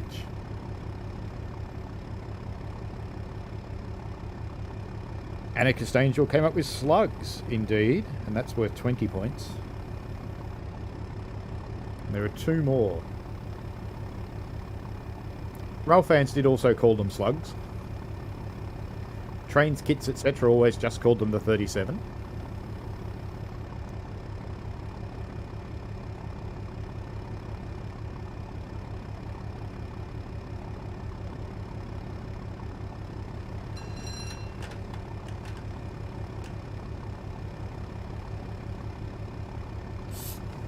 Who used the wrong switch on the rail driver then? Hi! Any video says it's not PCS because they start increasing again without me doing... Oh, they might be on cooldown. Siphon and Growler, well done, Anarchist Angel. Another 40 points to you. And you stole those from Wikipedia. You might be on cooldown, any video.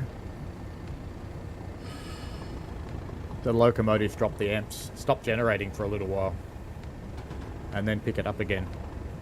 It is normal behaviour.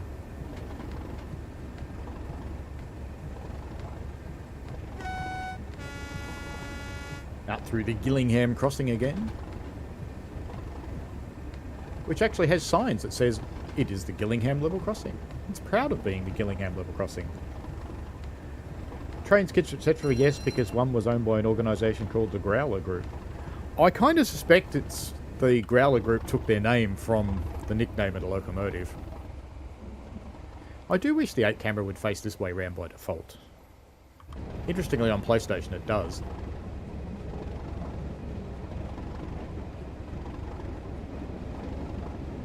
And it ran in BR Blue in the 2000s, indeed. There's still a couple running in BR Blue now. Oh, hit in the face with trees. One day these trains will push trees out of the way. Because it is realistic that trees impinge on the railway line, especially in the rain, but the loco should push them out of the way. When the locomotive or engine was first released, what was its power plant?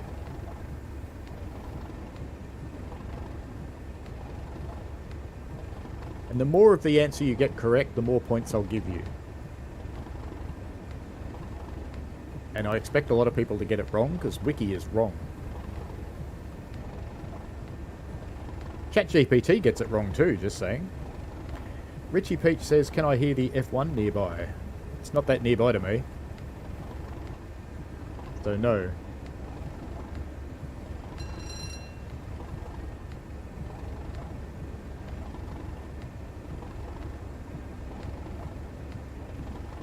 Anarchist Angel says the EE12 CSVT. Ooh. That's close. Lexic Dark says a wound up rubber band. Yeah, it's about that powerful. Any video? No, it's more about the alternator. Traction motors have blowers to cool them down. 12 SVT, there you go. Anarchist Angel. There's a little bit more to it. So there's some more points waiting here. 12 SVT is correct. I believe they were later versions, or the versions used in its bigger brother, NJTE. Like I said, Wikipedia's wrong. Hate to bear the bad news there.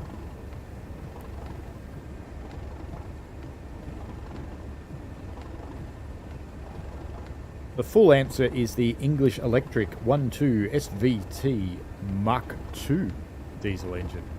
That would have got a lot of points. But moving on, how many Class 37s are still in service today? And that could be in service earning money or in service on a heritage railway, I don't mind.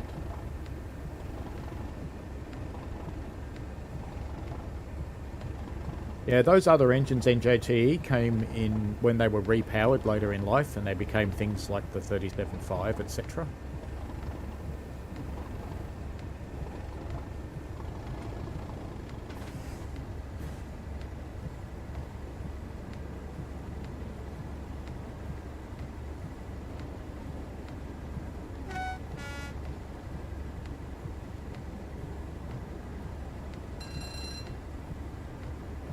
Itchy Peach says, I thought I could see the track from your window. No.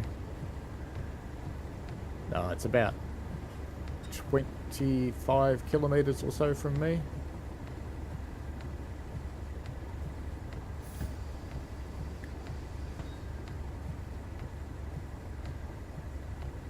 Trains, kits, etc. says lots. Richie Peach says 24. It's more than that. Richie Peach says, I saw a 37 thrashed through Leeds. They're bloody loud. Yes, they are. Prehistoric Bacon. Hello. Anarchist Angel 35. NJT says 35 preserved, 66 in service, 1 rebuilt into a Class 23. 66 is in fact the correct answer in service. NJT, well done.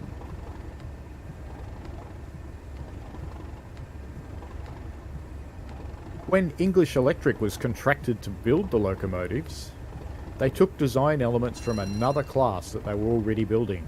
Which was it? Wiki is right on this one.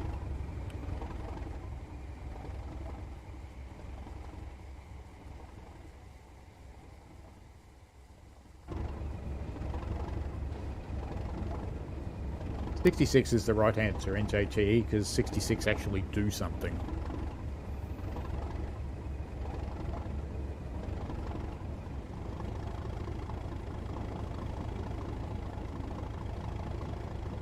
This will help with later questions, but there's actually a couple of these that run in the GEVO 5 standards for emissions. The Type 4 is the correct answer. I would have also accepted the 40, but the Type 4 is the correct answer. And we got NJTE came up with the Type 4, so well done to you. There's a question. What are those nose compartment lights? Where are the nose compartment lights located in this locomotive? You've got your headlights there, or do you mean to get in nose compartment lights to get in there? You can't actually open that door. But the other lights, the route indicator is that one. That's the two lights.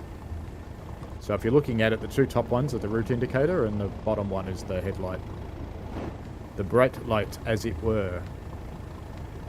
Why are we zooming in, mouse? Stop it. Alrighty, next question. As originally delivered, was the Class 37 AC or DC? We're in a tree.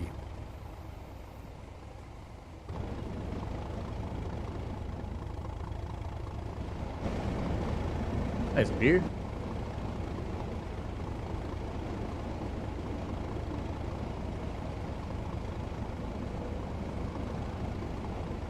DC is correct, NJTE. They are actually, these days, a AC-DC locomotive. They swing both ways. Are all wheels powered in the Class 37? Both as delivered and now.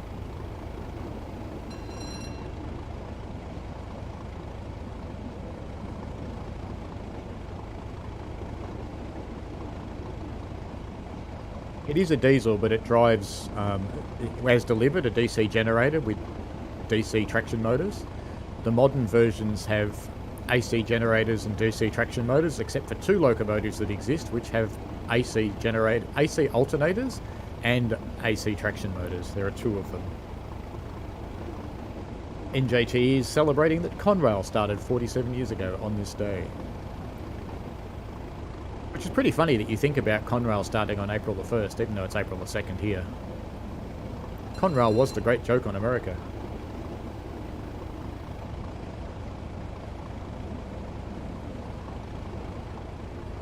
And yes is the answer. Who got it first? You know, NJTE, because you just said no and then you said yes because you don't know, whereas Anarchist Angel answered yes and actually knows, and knows because it's Coco, I'm going to give the points to Anarchist Angel, because Anarchist Angel wasn't guessing, you were guessing. I know that's mean, but you know, I'm mean sometimes. So, this next question is multiple choice. In what colour scheme were they initially delivered? BR blue with a black buffer beam, green with a grey roof and a red buffer beam, green with a grey roof, red buffer beam and yellow nose, grey body with a green roof and black buffer beam.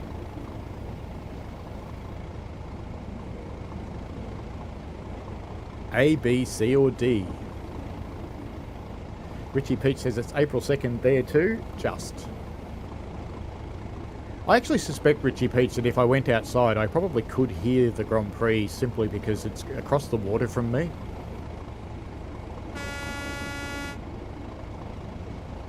As we approach Sittingbourne.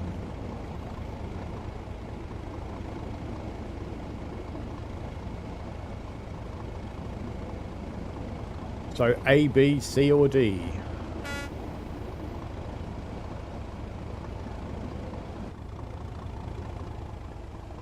I always love it how when you go on the outside camera, the rain starts after the camera wakes up. It's like you do this, watch. And rain. And rain. No rain.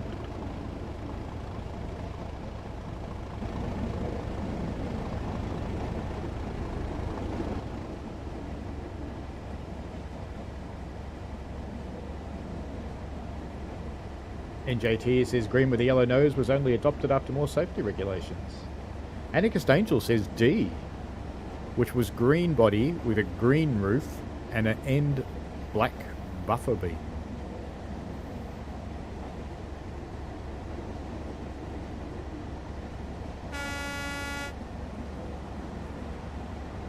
A, B, C or D? I'll run through them again. BR blue with a black buffer beam, green with a grey roof and a red buffer beam, green with a grey roof, red buffer beam and yellow nose, or grey body with a green roof and then black buffer beam? A, B, C or D? We've had a guess for D. Richie Peach says have a listen in about 5 hours. Lights out is 3 PM your time. And you'll be awake at 5 AM to watch it. A, B, C or D. So don't read me what I said, just A, B, C or D. So A is BR Blue. You're still answering with the words there in JT. I want A, B, C or D. I'm being pedantic, I know. Richie's gone for C. Anarchist Angel went for D. Are there any other guesses?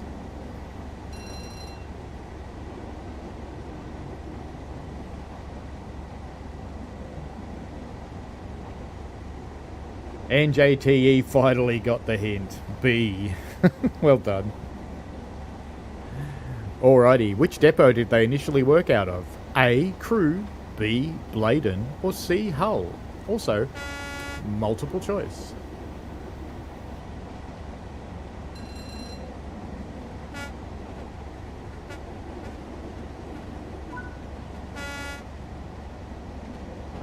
Take platform 1 at Faversham to go into the sidings. It's not that I get a choice to go to platform 1. That's up to the signalman.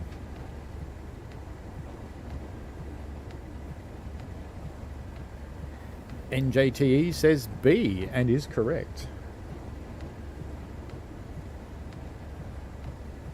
NJTE finally figured out multiple choice questions. Well done to you. The Class 37 was much lighter than the steam engines that they replaced. This meant that they couldn't stop with the heavy unbraked trains that they had in the era that they were released. So you may recall most English trains didn't actually have brakes on freight trains.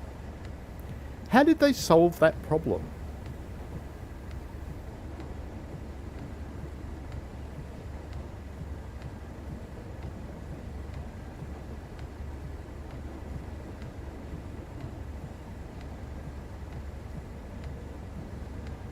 And I don't think you'll find this one on Wikipedia.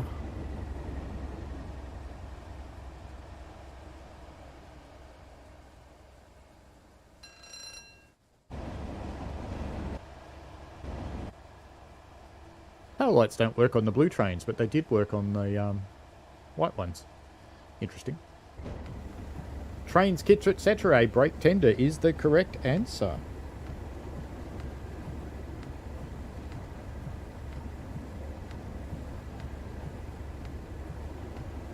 Ricky Peach says put a sofa on the tracks. Well, it might help, briefly.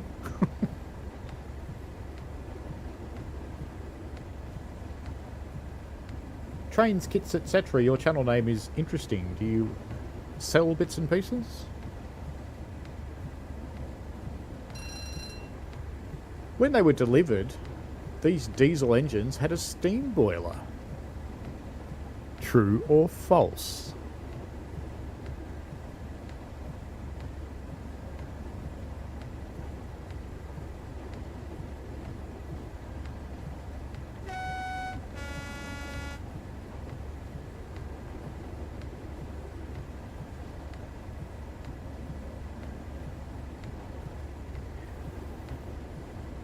NJT, true. It is true. Nice guess. Why did they have a steam boiler? Richie Peach also says true. Anarchist Angel with true. Yes, well done. Trains, kits, etc. Add extra 20 brake vans, all staffed by a guard. That might help. Might help, but the brake vans are really light too. So they didn't really do the job either. It was quite the crazy arrangement, really, that they ran 50-car freight trains with no brakes. Bit of lightning there.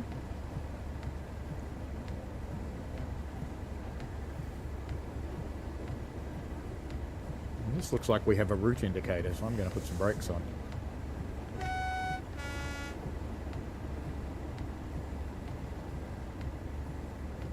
Is it a route indicator or is it platform lights? No, it's just platform lights. It just looked like a route indicator because of the angle I was seeing it. And NGT says prominent design being specific out of space. Anarchist Angel says because the cars were steam heated. That is correct. The passenger heating. Well done to you. Now here's an interesting one, and I think it's... We'll see how it goes. We'll see if anybody figures it out. What was the manufacturer and model of the boiler?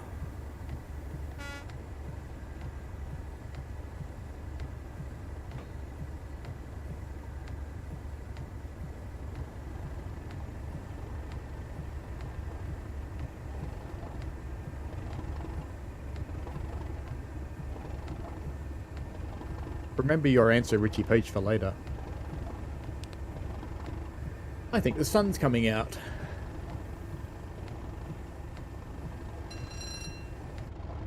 Have a look around us in the sky. The sun is indeed starting to come out. Means the rain's going to stop. I really do like the lighting in the new version, except at about lunchtime. Bosh. I think in the 1960s, England was probably still a bit mad at Germany, so they probably wouldn't have used a German thing in a train. There's a local brand. We have them here in Australia too, and they're still... Actually, the company still exists. They still make them. Trains, kits, etc. This was the UK, where they had to enforce minimum braking capacity for passengers, let alone freight, via an Act of Parliament, so not too shocking. Yeah, it's one of those things that railways tend to... operate least possible cost, and I kind of suspect that's what's biting them in America right now, is that they're running trains that are just too big on infrastructure that's too lightweight and too old, so it fails and they crash. Because I think we've had 17 derailments in the last 40 days or something. Richie Peace says Worcester. No, they're not Worcester boilers.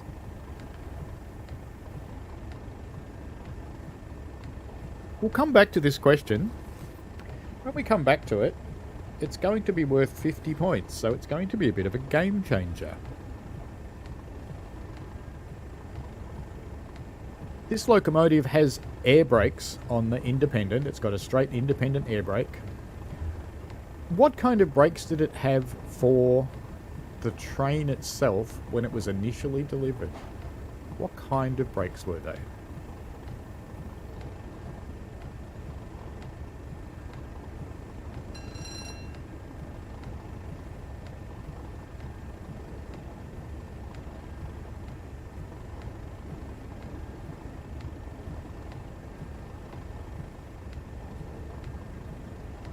Driven 100 miles.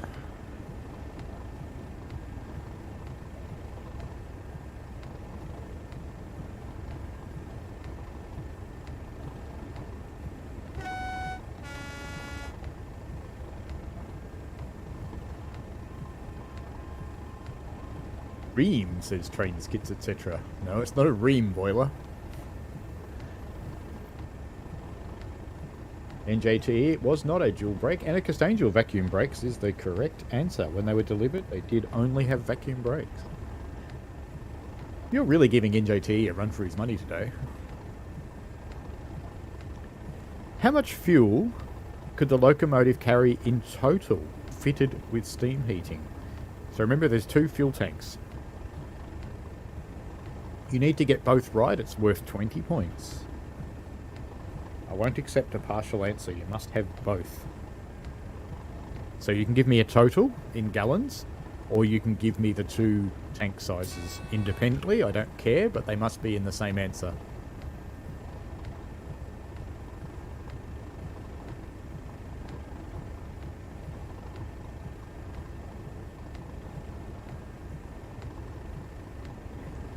And in the meantime, you should still be Googling for what is the brand and model number of the boiler.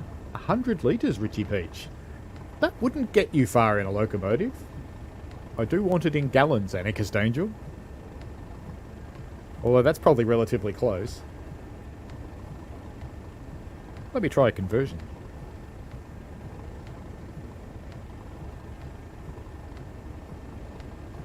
Let's try a conversion. Where's my calculator? There it is.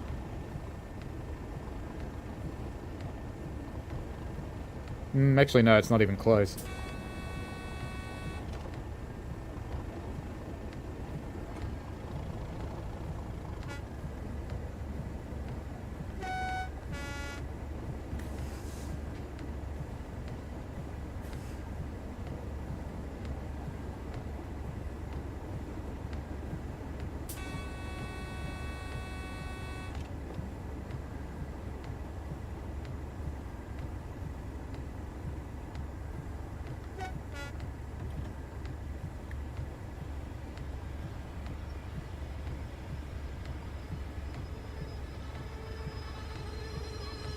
Release the brakes just a little late there, but that lets us do this, of course. Ooh, what's that bench say? It's got a plaque. Don't worry, you got this, Lizzie Wilding. Okay. I don't know what that's all about. Time for some thrash.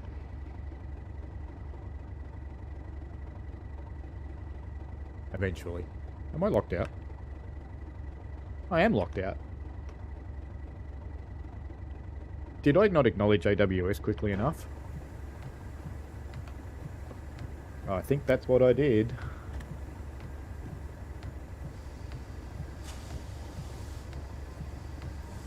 Okay, I'm going to be allowed to release them now.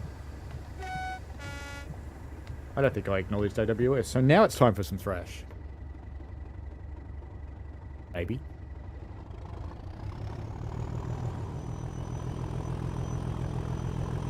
See ya, Richie Peach.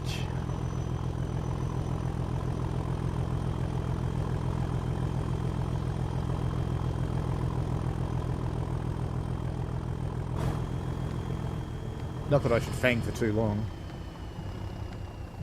Question is the fuel capacity on the total of both tanks, yes.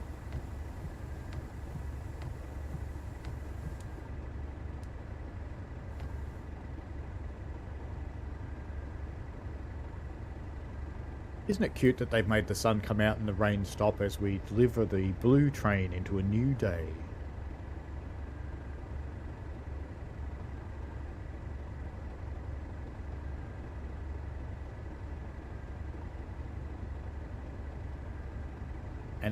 Anarchist Angel can only find 7,700 litres. Might be today in a modern one. But as they were first delivered, it wasn't.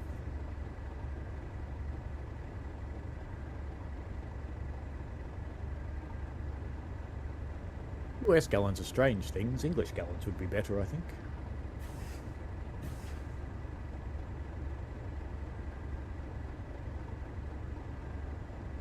Have a red signal coming up.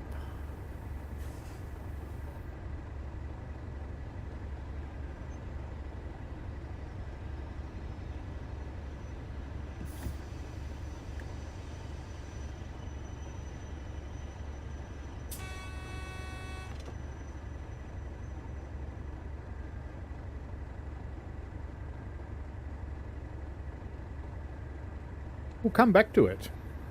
I'll double its points and we will come back.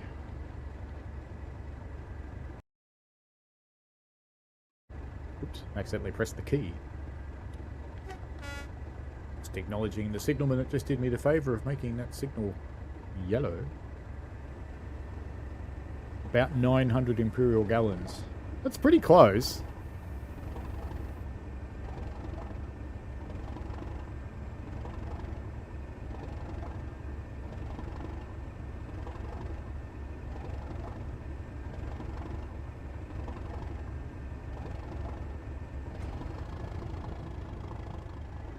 We'll move on to the next question while people try and figure that one out. It is now worth double points.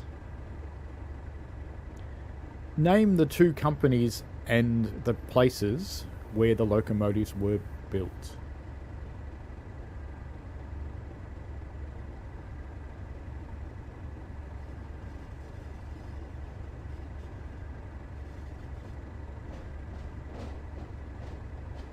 I'd go a little higher than 890 Anarchist Angel. I think I just lost a whole heap of people. Maybe I should relive this page. Craft finally started moving.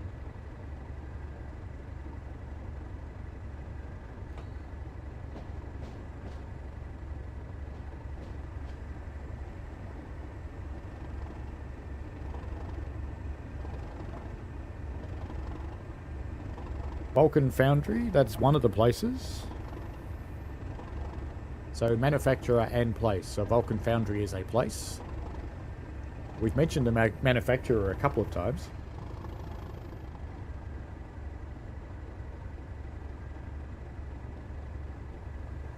Stevenson and Hawthorns, yes, that's Robert Stevenson and Hawthorns is the second one. So you've definitely got some points there, Anarchist Angel. Well, what was the company that made them at Vulcan Foundry? We've talked about it a couple of times.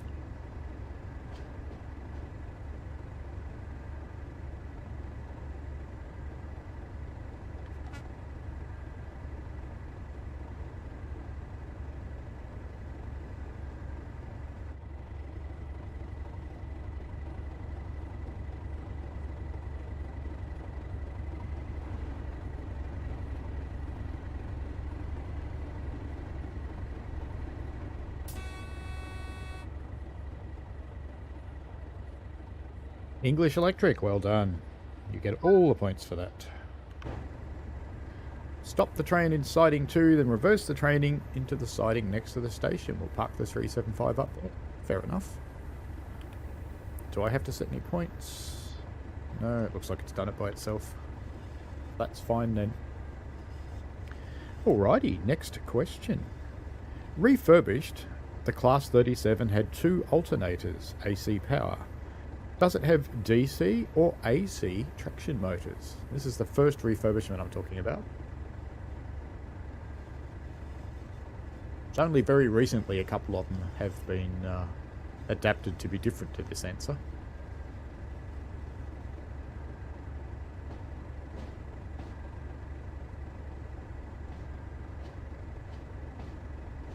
We slide into the Faversham yard.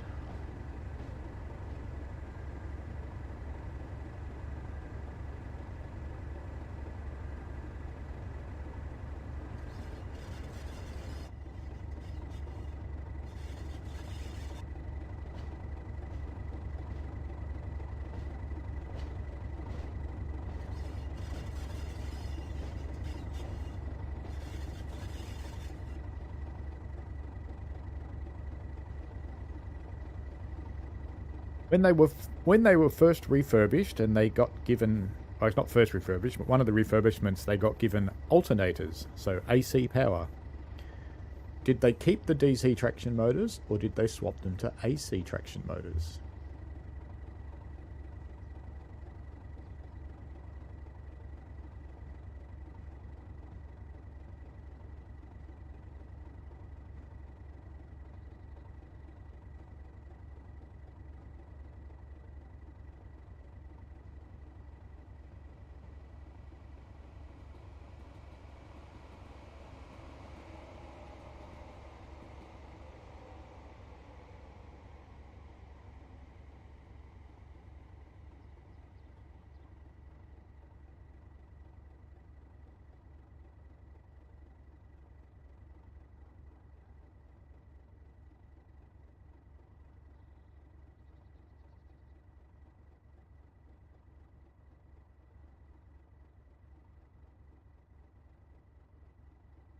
Wants to be that exact.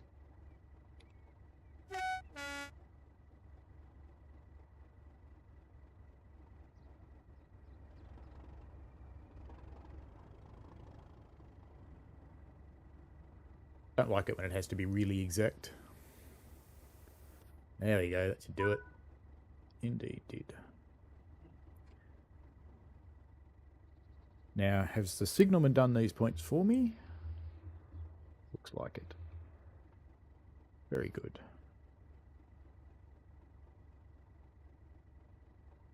Reverse.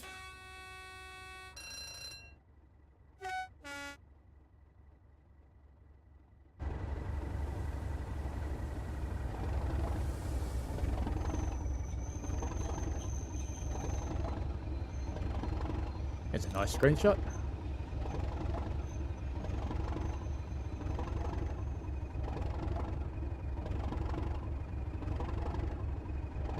Hello, NJT. We have a question outstanding at the moment. When they were refurbished, the Class 37s were given alternators instead of generators, so AC power. Did they keep the DC traction motors, or did they change them to AC traction motors?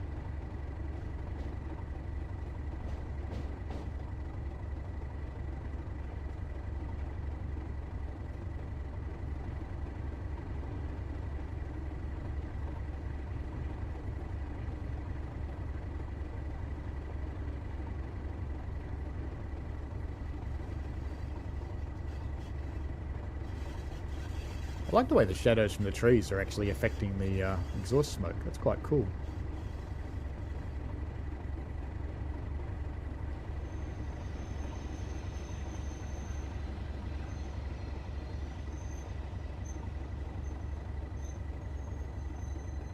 Trains, kits, etc. comes out with kept DC. Yes. Just narrowly beating Anarchist Angel. And yes, you're right, they did keep it. Alrighty, next question while this scenario wraps itself up. What do we get? Blood. Okay. What were we going to do next? Risky rescue, apparently. Well, let's just play that. It's what it was. Oh, we were going to look and see if they ticked them off as we did them. I forgot to do that. Someone remind me. Okay, next question. How many Class 37s were in the initial order? We've received news that a passenger service has failed here at Faversham. Oh no! What a bummer for you.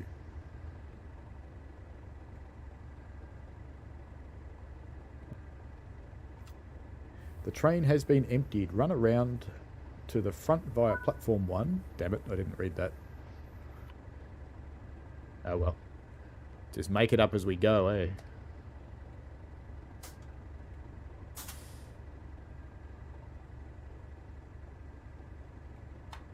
Turn on the want a route indicator.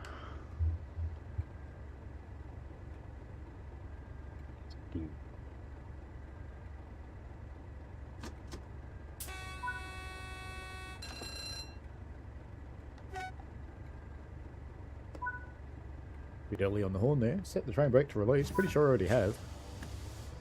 Apply power using the throttle. Like that? Surely.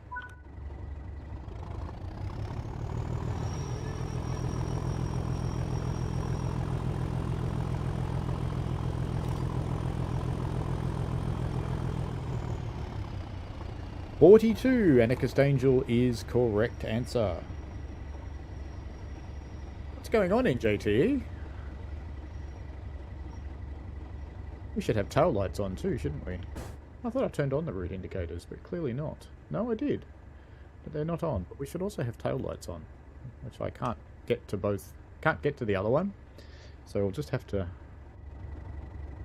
We got any tail lights on? No, we don't. Nor do we have the route indicator. I've got a tail light on at that end. Well, that's no good. I should have gone up the other end of the loco and put the tail lights on up there, shouldn't I? Don't know why our route indicator lights aren't on.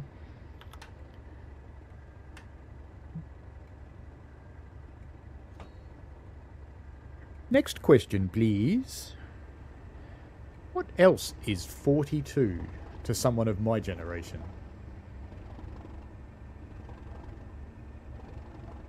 Daniel Robert Jowett. It took me ages to do this scenario. I kept nodding off every time they looked up the train had stopped. That's interesting.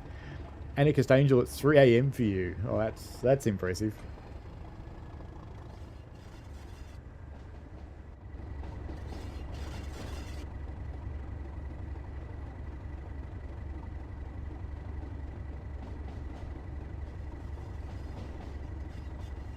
Lexic Darks asked route indicator. Is that like an OMO packet in the front window? Do tell! I've never heard the OMO packet story. Lexic Dark, yes, 6 times 9 equals 42. Lexic Dark does get the points. It's the answer to the question of life, the universe, and everything.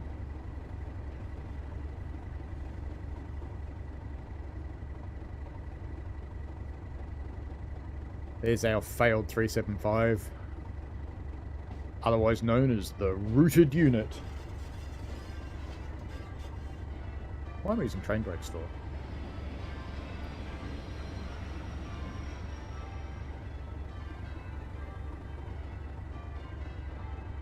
Priest's got his donger out again, clearly.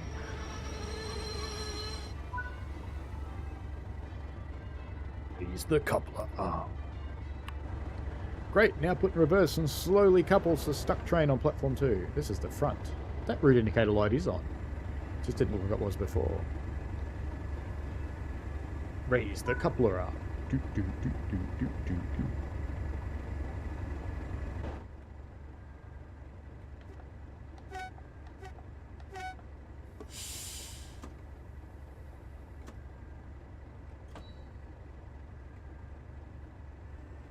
Alrighty, the initial delivery had a serious problem that was rectified in the second delivery of 37s. What was it? As we race a 375 here.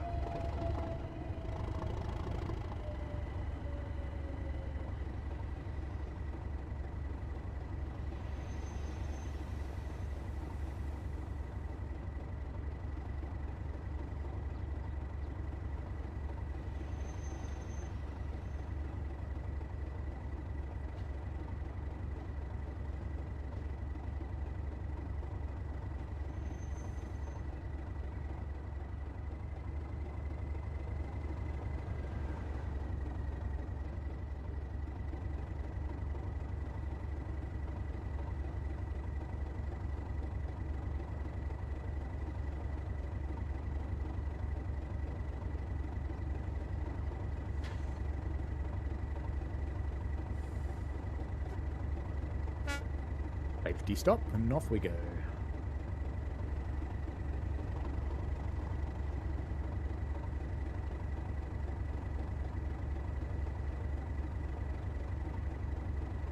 Nearly.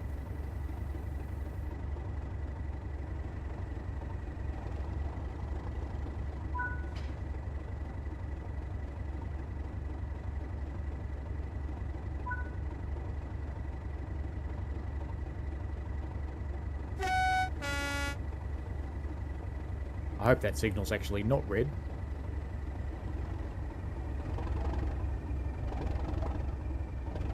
Where we go? The Omo packet was an indication of free availability, the urban legend of your childhood. Excellent.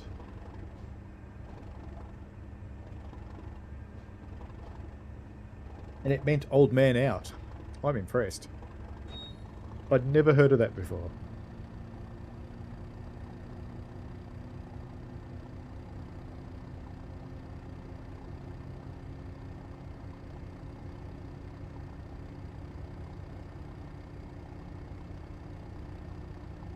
Anarchist Angel, you also get points because you got the full answer to the answer to life, the universe, and everything. We both get points there. Alrighty, moving on. Oh, we don't have an answer to the problem that they had. We'll leave that. We'll come back to it. When we come back to it, it'll be worth 50 points. So it's another game changer question. Did the 37 include cooking facilities for the crew?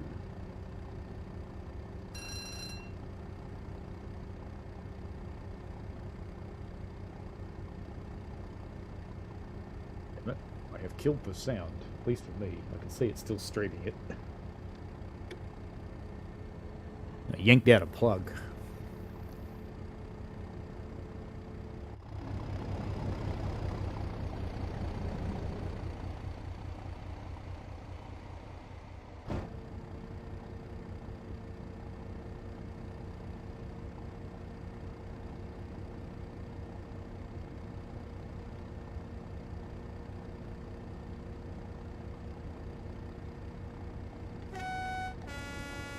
Lexic Dark's gone with yes, and that is correct. They included a hot plate. Did they include a toilet in the number 2 nose end?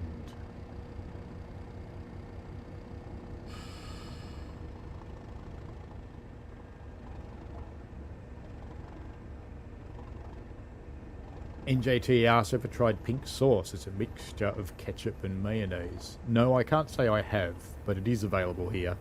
It's not called pink sauce, though. I think it's called tomatoes or something stupid. Because we don't call ketchup that, we call it tomato sauce. Lexic Dark says, anyone that has driven the Outback knows how much you can cook on a warm engine. Wrap it in foil and you're good. Oh, we do it in steam engines too. I had a nice chicken parmigiana and wedges that I cooked using the steam pipe that runs to the injector on the fireman's side on an NA. That went quite well. Very tasty.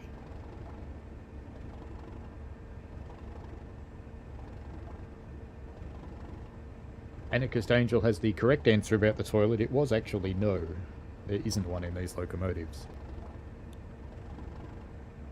But did the 37 have a toilet at all? This is a multiple choice question. A, no. B, yes. C, urinal only.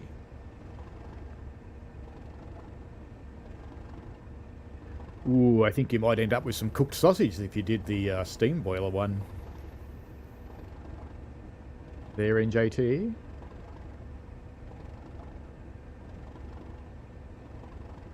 This train's got any passengers in it? That'd be funny. No, it looks like it's empty. How did they get them out? Out through the back door, I suppose. Steam Palmer was very good. NJTE goes C, which is correct. Welcome back, NJTE. As originally delivered, the 37s had nose doors. What were they for?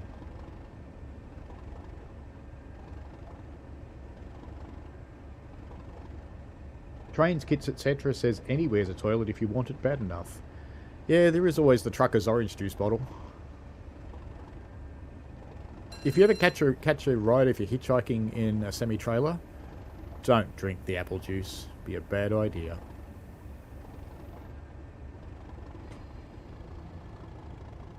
Yes, it does have a window, you're right. You could piss out the window. You could do that.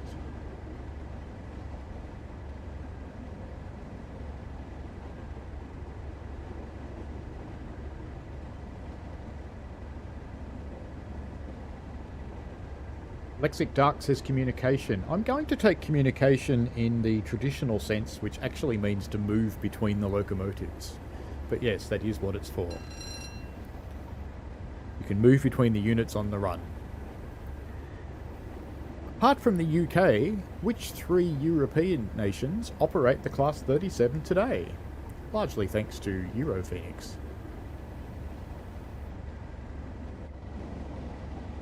Here's another nice screenshot. Just wait for the trees to get out of the way because they're ruining it.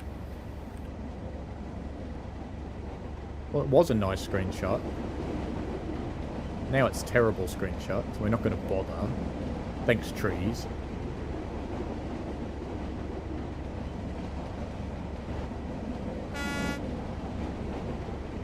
Alright, now it's good again. Wait. Now.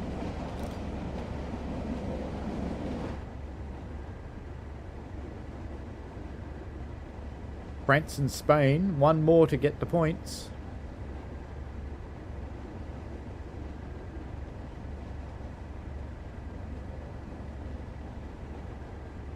Give you France and Spain, so that's 10 points each. There's one more to get the last point. There's one more European country that operates Class 37s. NJTE thinks France, Spain and Germany. I don't think Germany. They might go to Germany occasionally, but they're not actually operated out of the country, I don't think. It was a country that was tightly associated with Germany during World War II.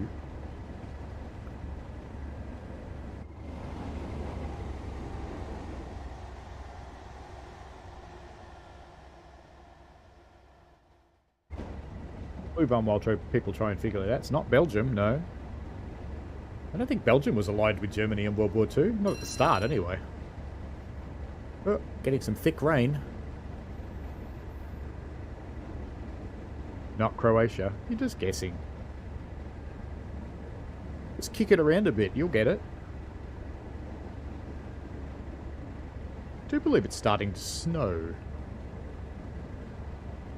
Italy! Yay! Trains, kits, etc. It is indeed Italy. Now, some of these engines have been adapted to be Class 5 GEVO compliant for emissions.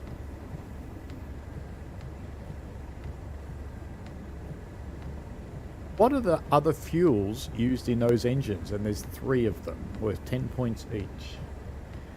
King of Queens. Not quite sure how that fits in with this stream, but welcome.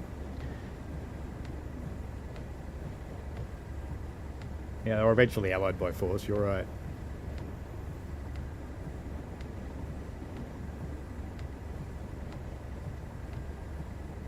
Yes, Lexic Dark, it is a bit like that BF-109s and HE-111s had Merlin engines.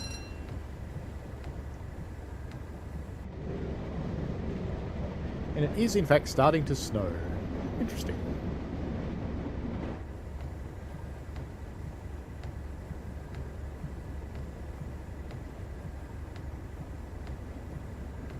So there are 3 fuels used alongside the diesel in several converted Class 37s that make them GEVO 5 compliant. GEVO 5 is a world standard for emissions compliance for railway locomotives and trucks.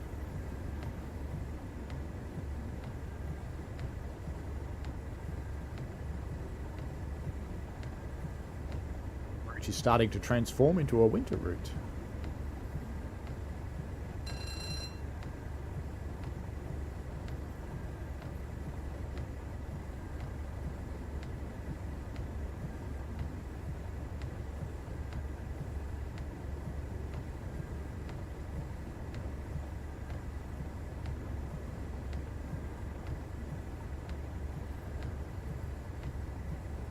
Kerosene.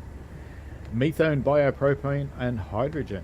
It's actually biomethane, but yes, that is correct. Anarchist Angel.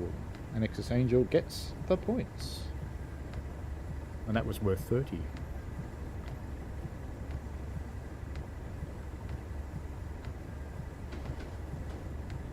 At one point in the lifetime of the Class 37, one of them got really excited and ran away with a post office van. Which locomotive number was it that ran away with a post office van?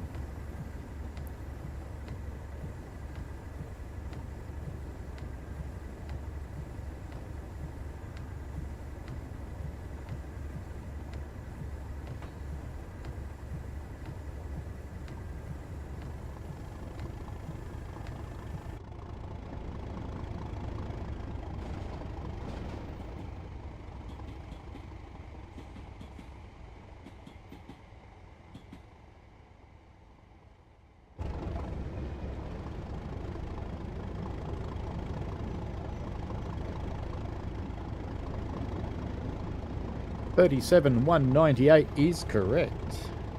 Anarchist Angel.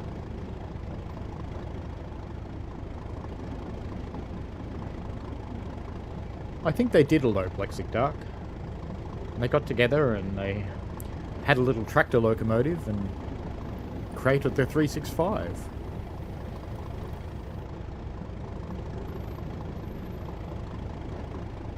Which Class 37 starred in a television ad?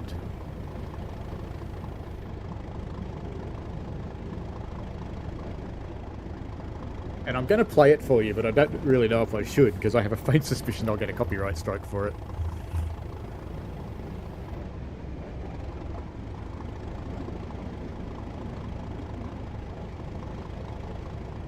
I think it probably would have been an embarrassing story, yes.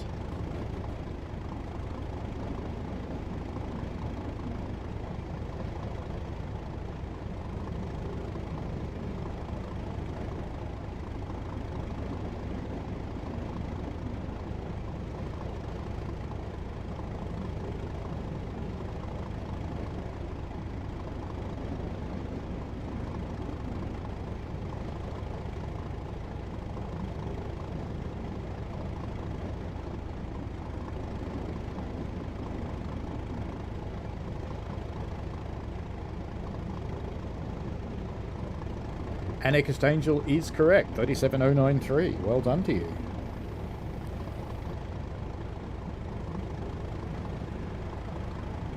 I was going to ask what its role was, but you've answered that question as well, so I'll just give you the points.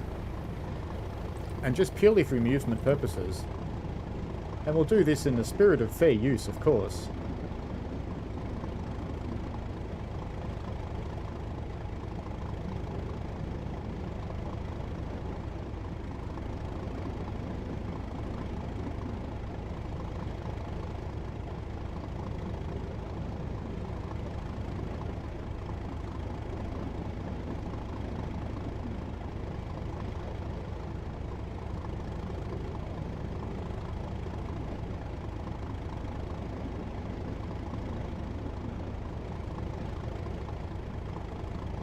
There you go.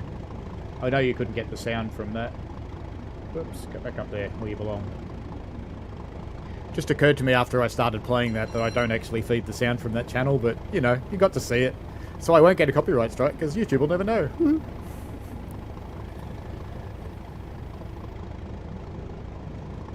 The 37's bigger brother, the Class 40, was hauling the train involved in the Great Train Robbery. Which one was it?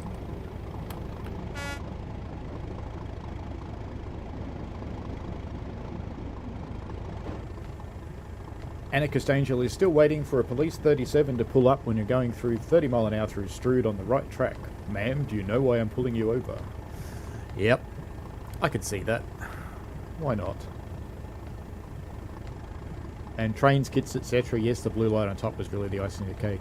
You can actually buy the police 37 as a model. And I'm pretty sure that someone in Creators Club's done it too. So you can pop it on one of these if you really want to. Mr. Coaster Coaster says, are you late? Yes. It was the Royal Mail train, and the locomotive was correct. 40126. Well done, Anarchist Angel. You've really run away with this today, haven't you?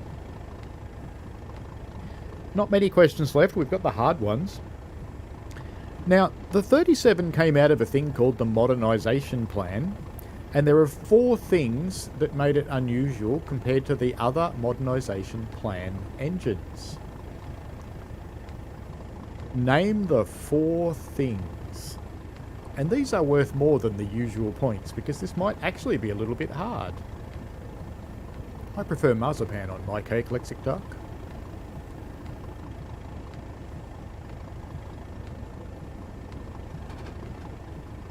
Vaguely think my relatives have arrived. That's alright. No prototype is one of the things, yes? And JTE has the first set of 20. Anarchist Angel closely following it.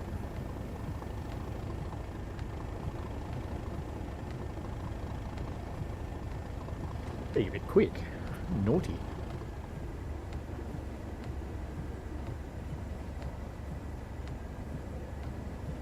Slow down a little bit. It worked. You know, I'm giving you points for that, trains, kits, etc. Lexic Dark says a fruity pav is technically already iced. That's true. It's more creamed, I think.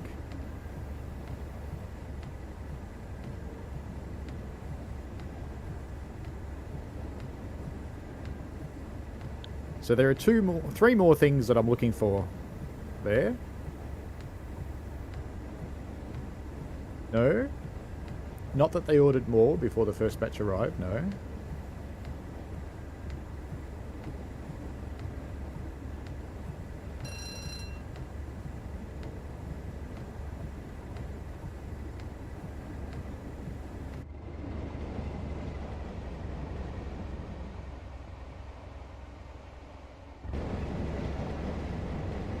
There's a view. What are we doing down there?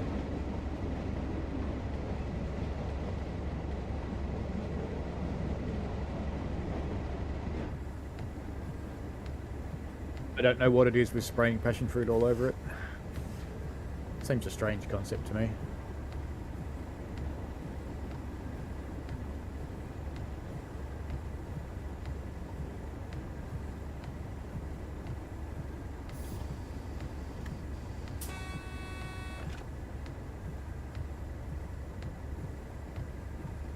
So there were 3 more things that made it quite unique to other locomotives in the modernisation platform.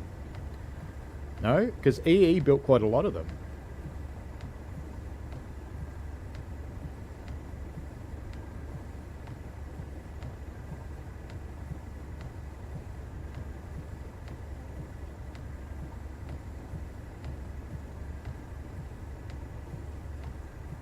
The answers to this might be a little hard to find, so they may become game changer questions. We have a few of those today. I'll let you guys keep hunting for those ones, for the other 3 reasons. They're in the 37 class. There's the 37-0, the 37-3, the 37-4, the 37-5, 37-6, 37-7, and 37-9. The answers to these are all worth 20 points each. What are the significant differences for each of the classes?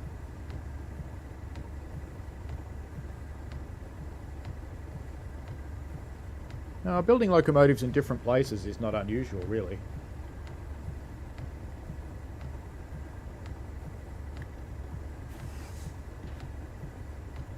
Better brake a bit gently since it's snowing.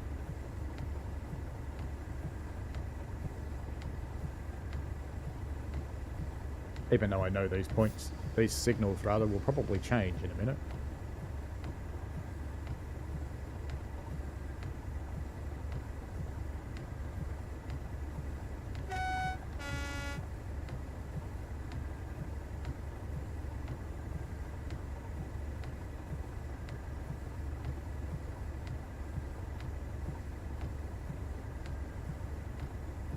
No, I don't think electric train heating was particularly unusual. They came later, though. Oh, sorry, you mean the differences. Let's make that question easier, then.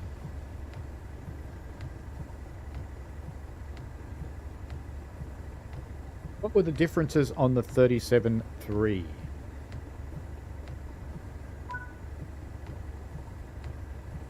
Due to the orientation of junctions at Gillingham Depot, we will need to pull straight into the station and reverse our train into the sidings. Very good.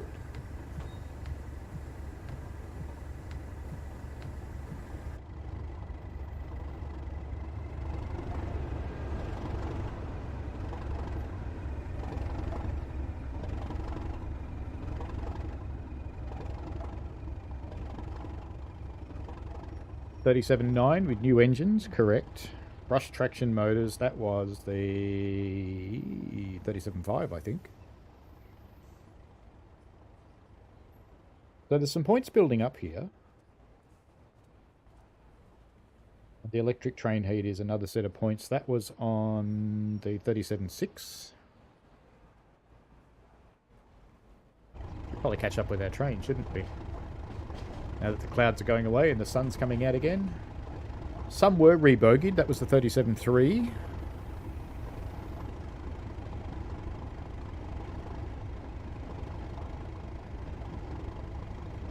There's really only one set left.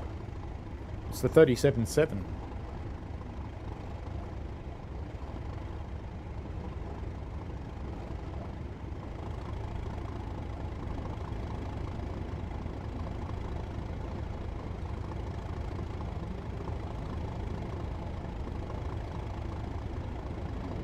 What's the principal difference with the 37/7? Heavy freight work. Yep, that's it, NJT. Alrighty. Now, we've still got our questions outstanding of what were the other 3 reasons why the 37 was unique in the modernisation plan.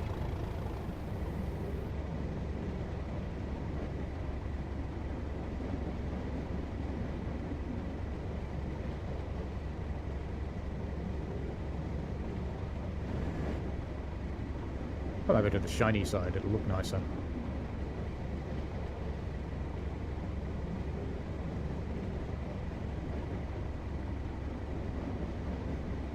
And we've got our game changer questions that are left over from the first sheet. No, it was the second sheet. I apologise. So the first game changer question was, what was the manufacturer and model of the boiler that was supplied in the first 37s?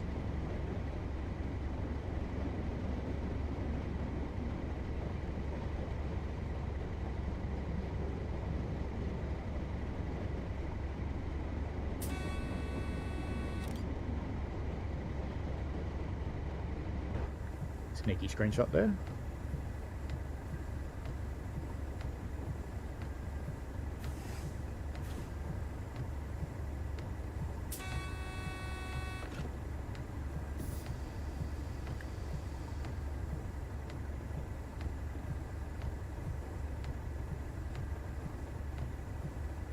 I don't need that wiper anymore, hey? Put him to park. We cruise along towards Gillingham. What was the make and model of the steam boiler? In fact, if you can get just the make, I'll give you the points. The model might be a stretch.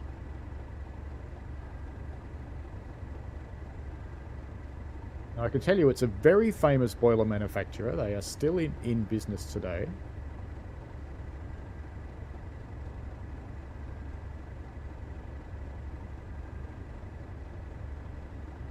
NJT asked, why was there no 37.2, 37.3 or 37.8? That's a good question. I suspect they were just more vehicles in the same class, but they didn't actually end up with a number.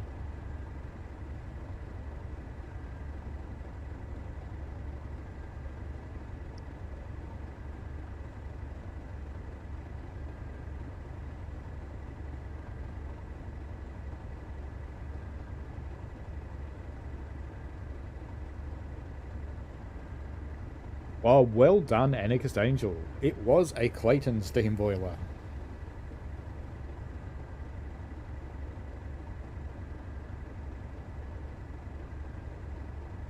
You have definitely run away with today's questions, that's for certain. Worth staying up till 3:30 AM for you. Alrighty, moving on. What was the other one?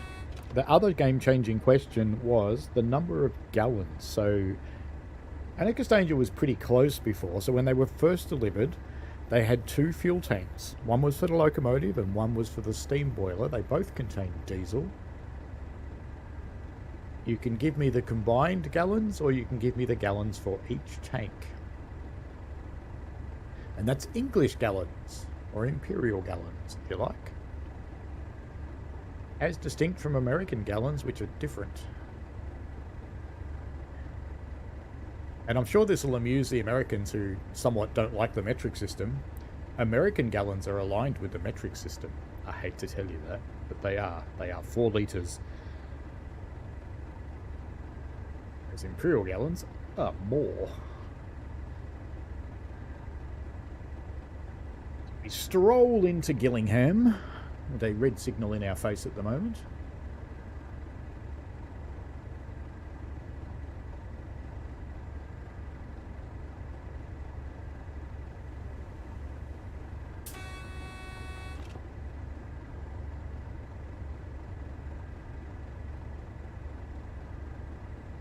NJT loves metric. I find metric to be quite good. It's interesting, actually. In Australia, we measure everything in metric with the exception of televisions and lawnmower decks. They're measured in inches for no readily apparent reason. In fairness, televisions usually say both.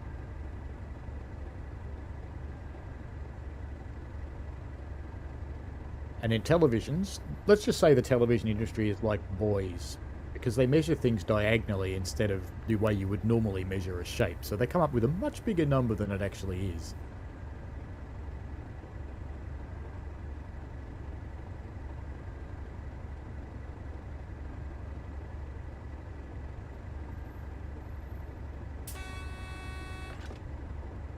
We have a route indicator lit up for us here that we're going to be taking the side.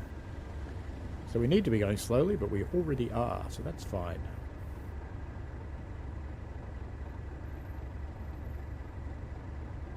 Phone screens as well. Yes, that's true. They are measured in inches generally.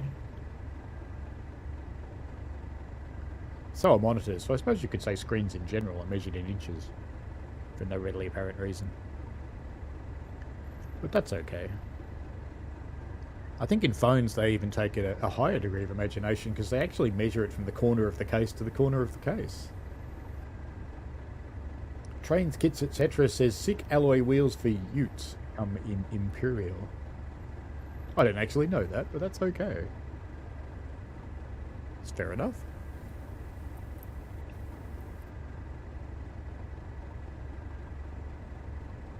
Anarchist Angel with 980 for the main fuel tank. Can't find anything on the steam boiler tank. I think it was... That's pretty close to the combined number, you know.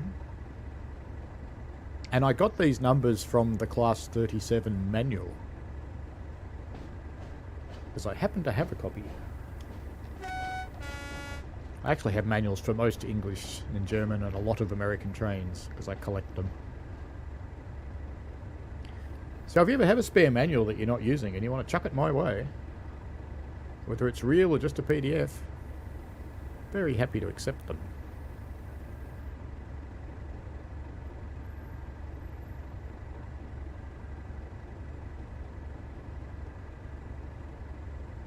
Interested in manuals from all generations. The stuff for modern equipment's quite hard to come by.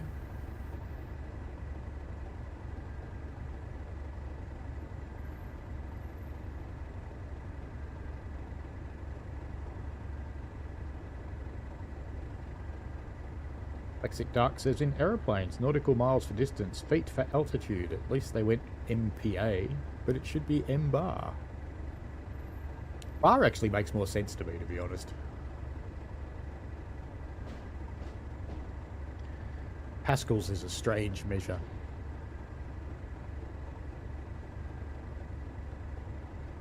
Very slowly cruise into Gillingham. Because it is snowy and this platform's not used very much.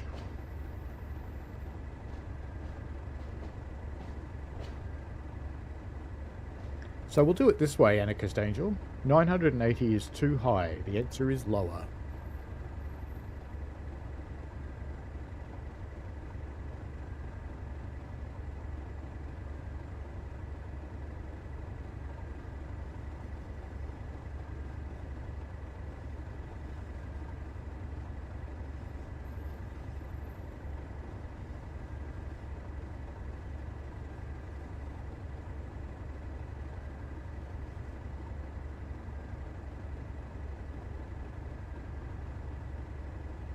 Oh, and if people want to watch the Police 37 with sound, I'll just pop a link into the chat. Oh, don't stop the train. I didn't acknowledge it fast enough, clearly, but it's letting me get away with it anyway, so that's fine.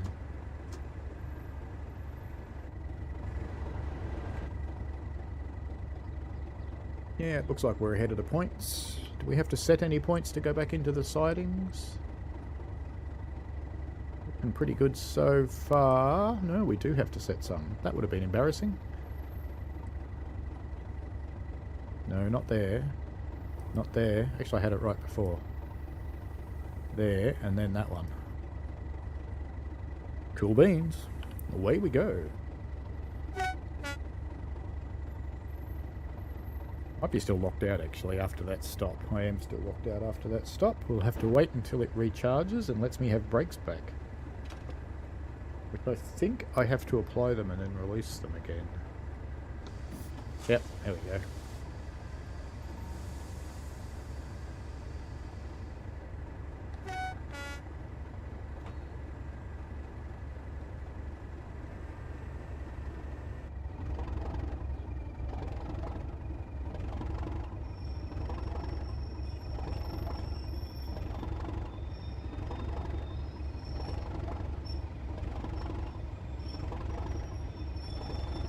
What do you think of the Class 37? You better hurry up, you're going to disappear. Oh, no, gone.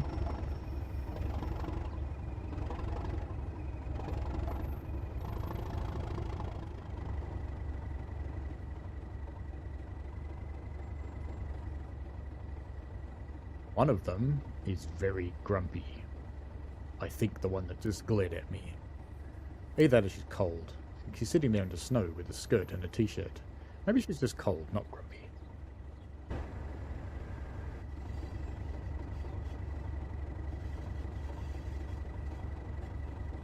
So yes, the number I'm looking for is lower.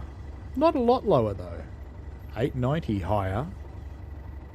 I'd go somewhere in between those two perhaps. Pass through the shunting signal up there. See, it does have white lights. NJAT wants me to thrash it.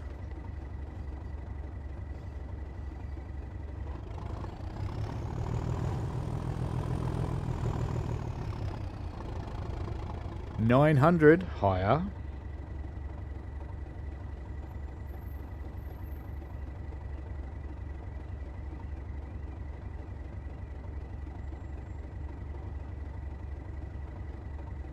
My numbers came out of the original manual Anarchist Angel.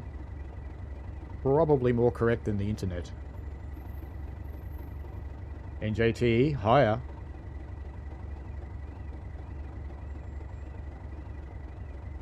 You might be looking at the current generation of them, Anarchist Angel, rather than the original 37.0 as it was delivered. Because I know they did get bigger fuel tanks when they were refurbished. So that's quite likely. 930 higher.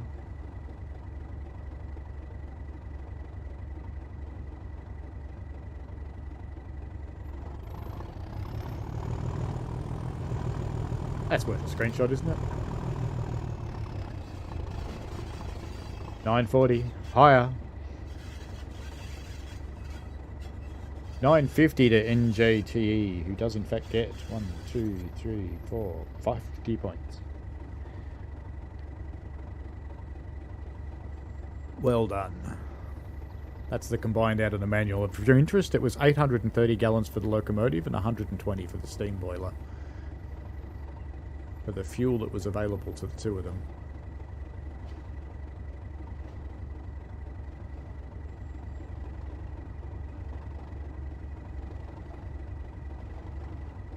We've got one question left, which is the initial delivery had a serious problem that was rectified in the second delivery. Yeah, I think Wikipedia is probably not right, Anarchist Angel. I did make a couple of corrections in the Wikipedia article. Given I'll be able to reference the manual, I just need to find a digital copy of it so I can put a reference in for it. Because the manual I have is a real one, it's paper.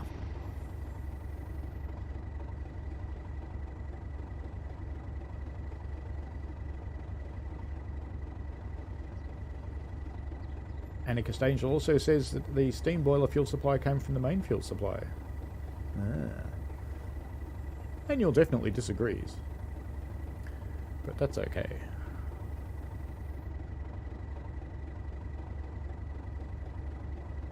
Since you were so persistent in hunting that out, Anarchist Angel, I will actually give you some points as well. Because you did go to quite a lot of effort in trying to get that done.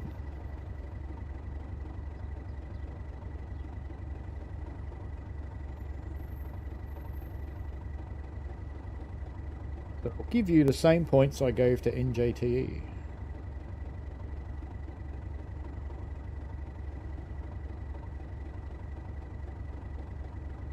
Since there are so many disparate sources. It's the problem with the internet.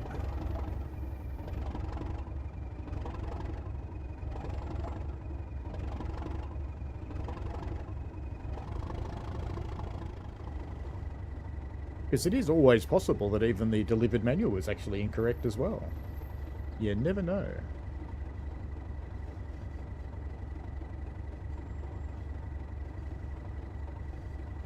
So we had the other game changer question that the initial delivery had one serious problem and it was rectified in the second delivery. What was it? Look, level gates work. I forgot about that. Now I can do my favourite thing. Go and stand in front of cars.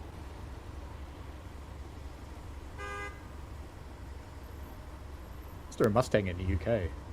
Should we know these cars now? Just leave him parked on the tracks till the train comes. That'd be funny. Honk. Alright. We'll bug these guys now.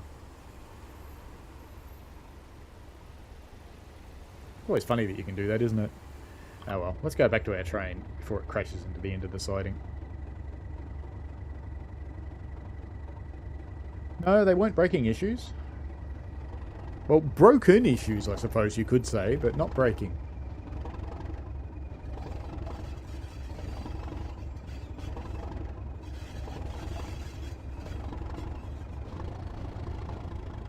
Something fairly important in the in or on the locomotive used to brake.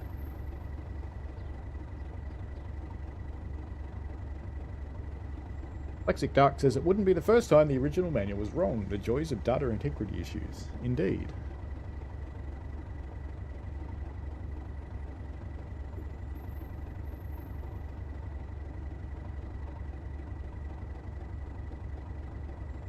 In my industry, I've actually seen stand-up arguments that almost came to fists over the size of a pipe that was coming out of the back end of a treatment plant. And they settled on going out there to measure it. And they discovered that the two protagonists were in fact both wrong. Not only was the drawing protagonist 1 had wrong, and the manual that protagonist 2 had wrong, but the size was actually different again.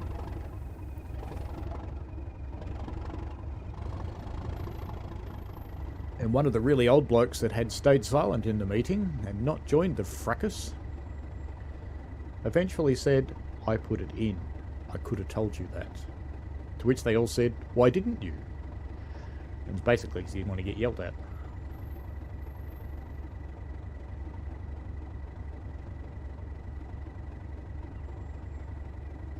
Lexic Dark says he likes the peer-reviewed article that said more than half of the peer-reviewed articles were false. Yeah, I guess that's because people don't really read them. Some strange stuff does get through sometimes. You can also get to reading fatigue, that you review the various iterations so much that you just get tired of it. You don't really read it anymore. You just go and check that the changes you asked for were made, and you don't look at the rest, so you don't really pick up mistakes that came from other people's changes.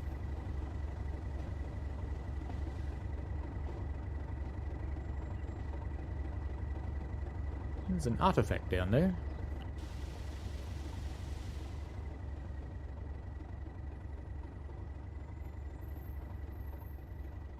These things that appear at that angle, if you come around here, they disappear. Looks like track. Strangely placed track. In fact, they go right through the house. They go down there as well. Interesting.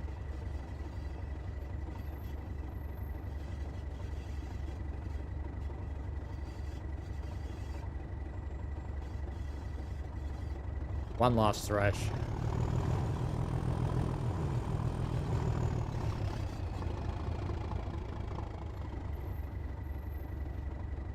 Indeed, theory of active practice, much laughing.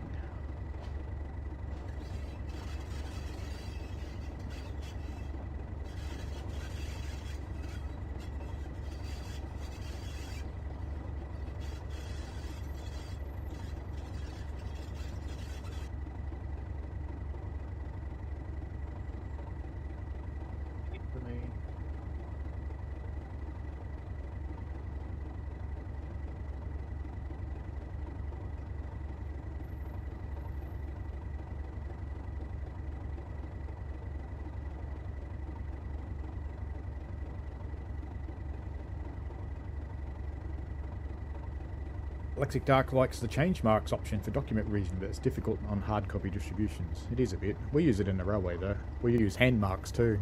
You get a notice that comes out and says, hand change this document, and you go, but we all have PDF copies. How do we hand change it? Just give us a new PDF copy.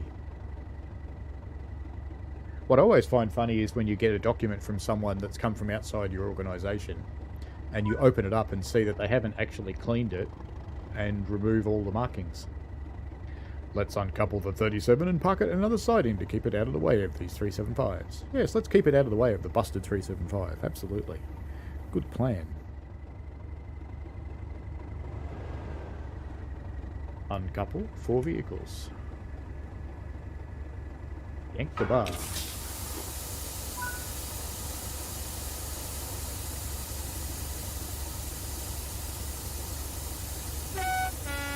actually. Better check and see what our points are like. Yes, we do have to change some. It's that annoying double slip again.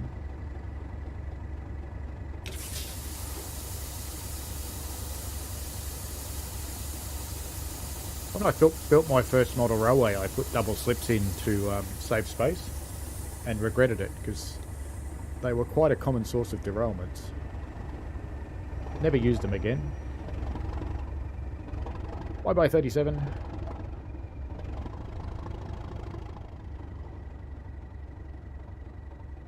Train is jiggling. Strange when that happens. Unreal gets confused. If we move a little bit forward, it'll probably stop. No, it's not going to today. It's just going to jiggle.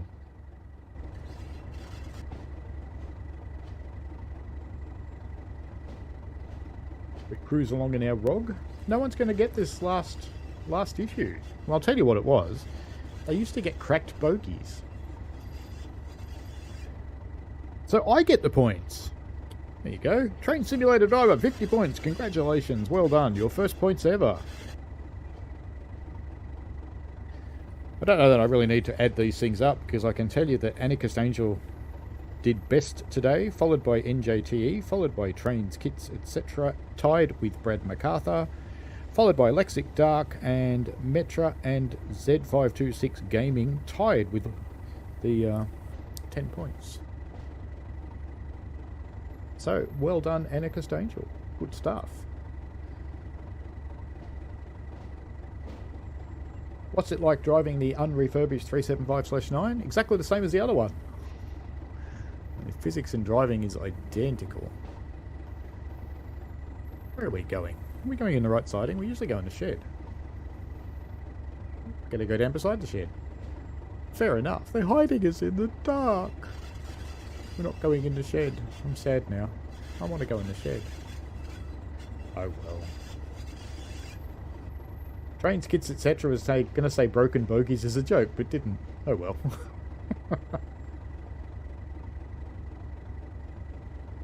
As usual, I will pop up the leaderboard. I'll put it in the new format, so there'll be today's quiz winner, which is very clearly Anarchist Angel. It's NJTE second.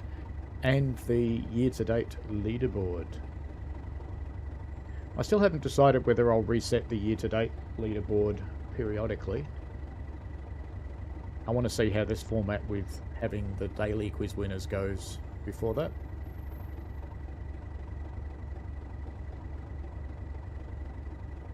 Because the only reason I've got for resetting it is to just encourage new players. But if putting up the dailies encourages new players, then that's all I really need to do. Now, next week's stream, if I get a patch for the little RGS loco, it will be that. If I manage to hack the little RGS loco, so I'm not so unhappy with it, it'll be that. If not, it'll be something else. It was going to be Midlands, but we all know what happened there. So that's been delayed. I don't know by how much, so no point asking, because I actually do not know. And even if I did know, I couldn't actually tell you. I could tell you, then I'd have to kill you. But I'd have to kill everybody because it's the internet and this is out there now. Ah, shock horror. Anyway, that would be far too mean. Who would I stream to if I killed everybody? That would be bad. No one to talk to. Oh no. No one to provide power for my streams, for that matter. Or an internet. Scary.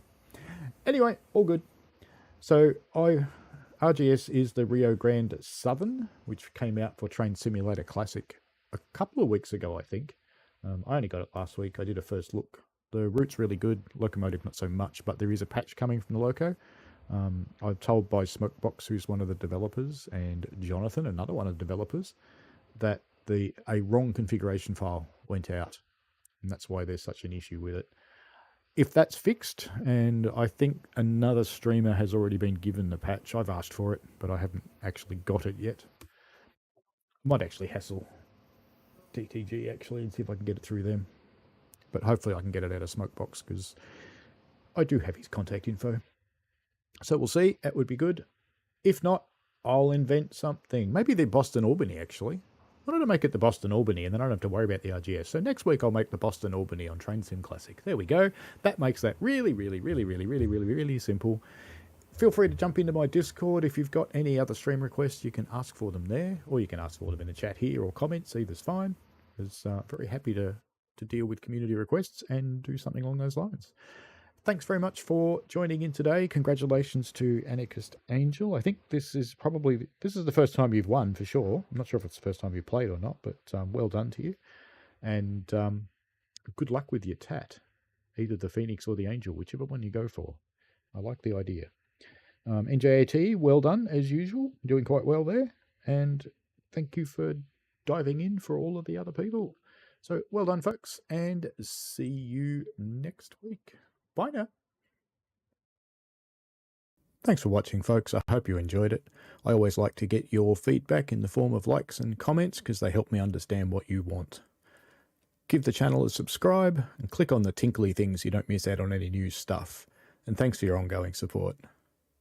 And please, be safe out there.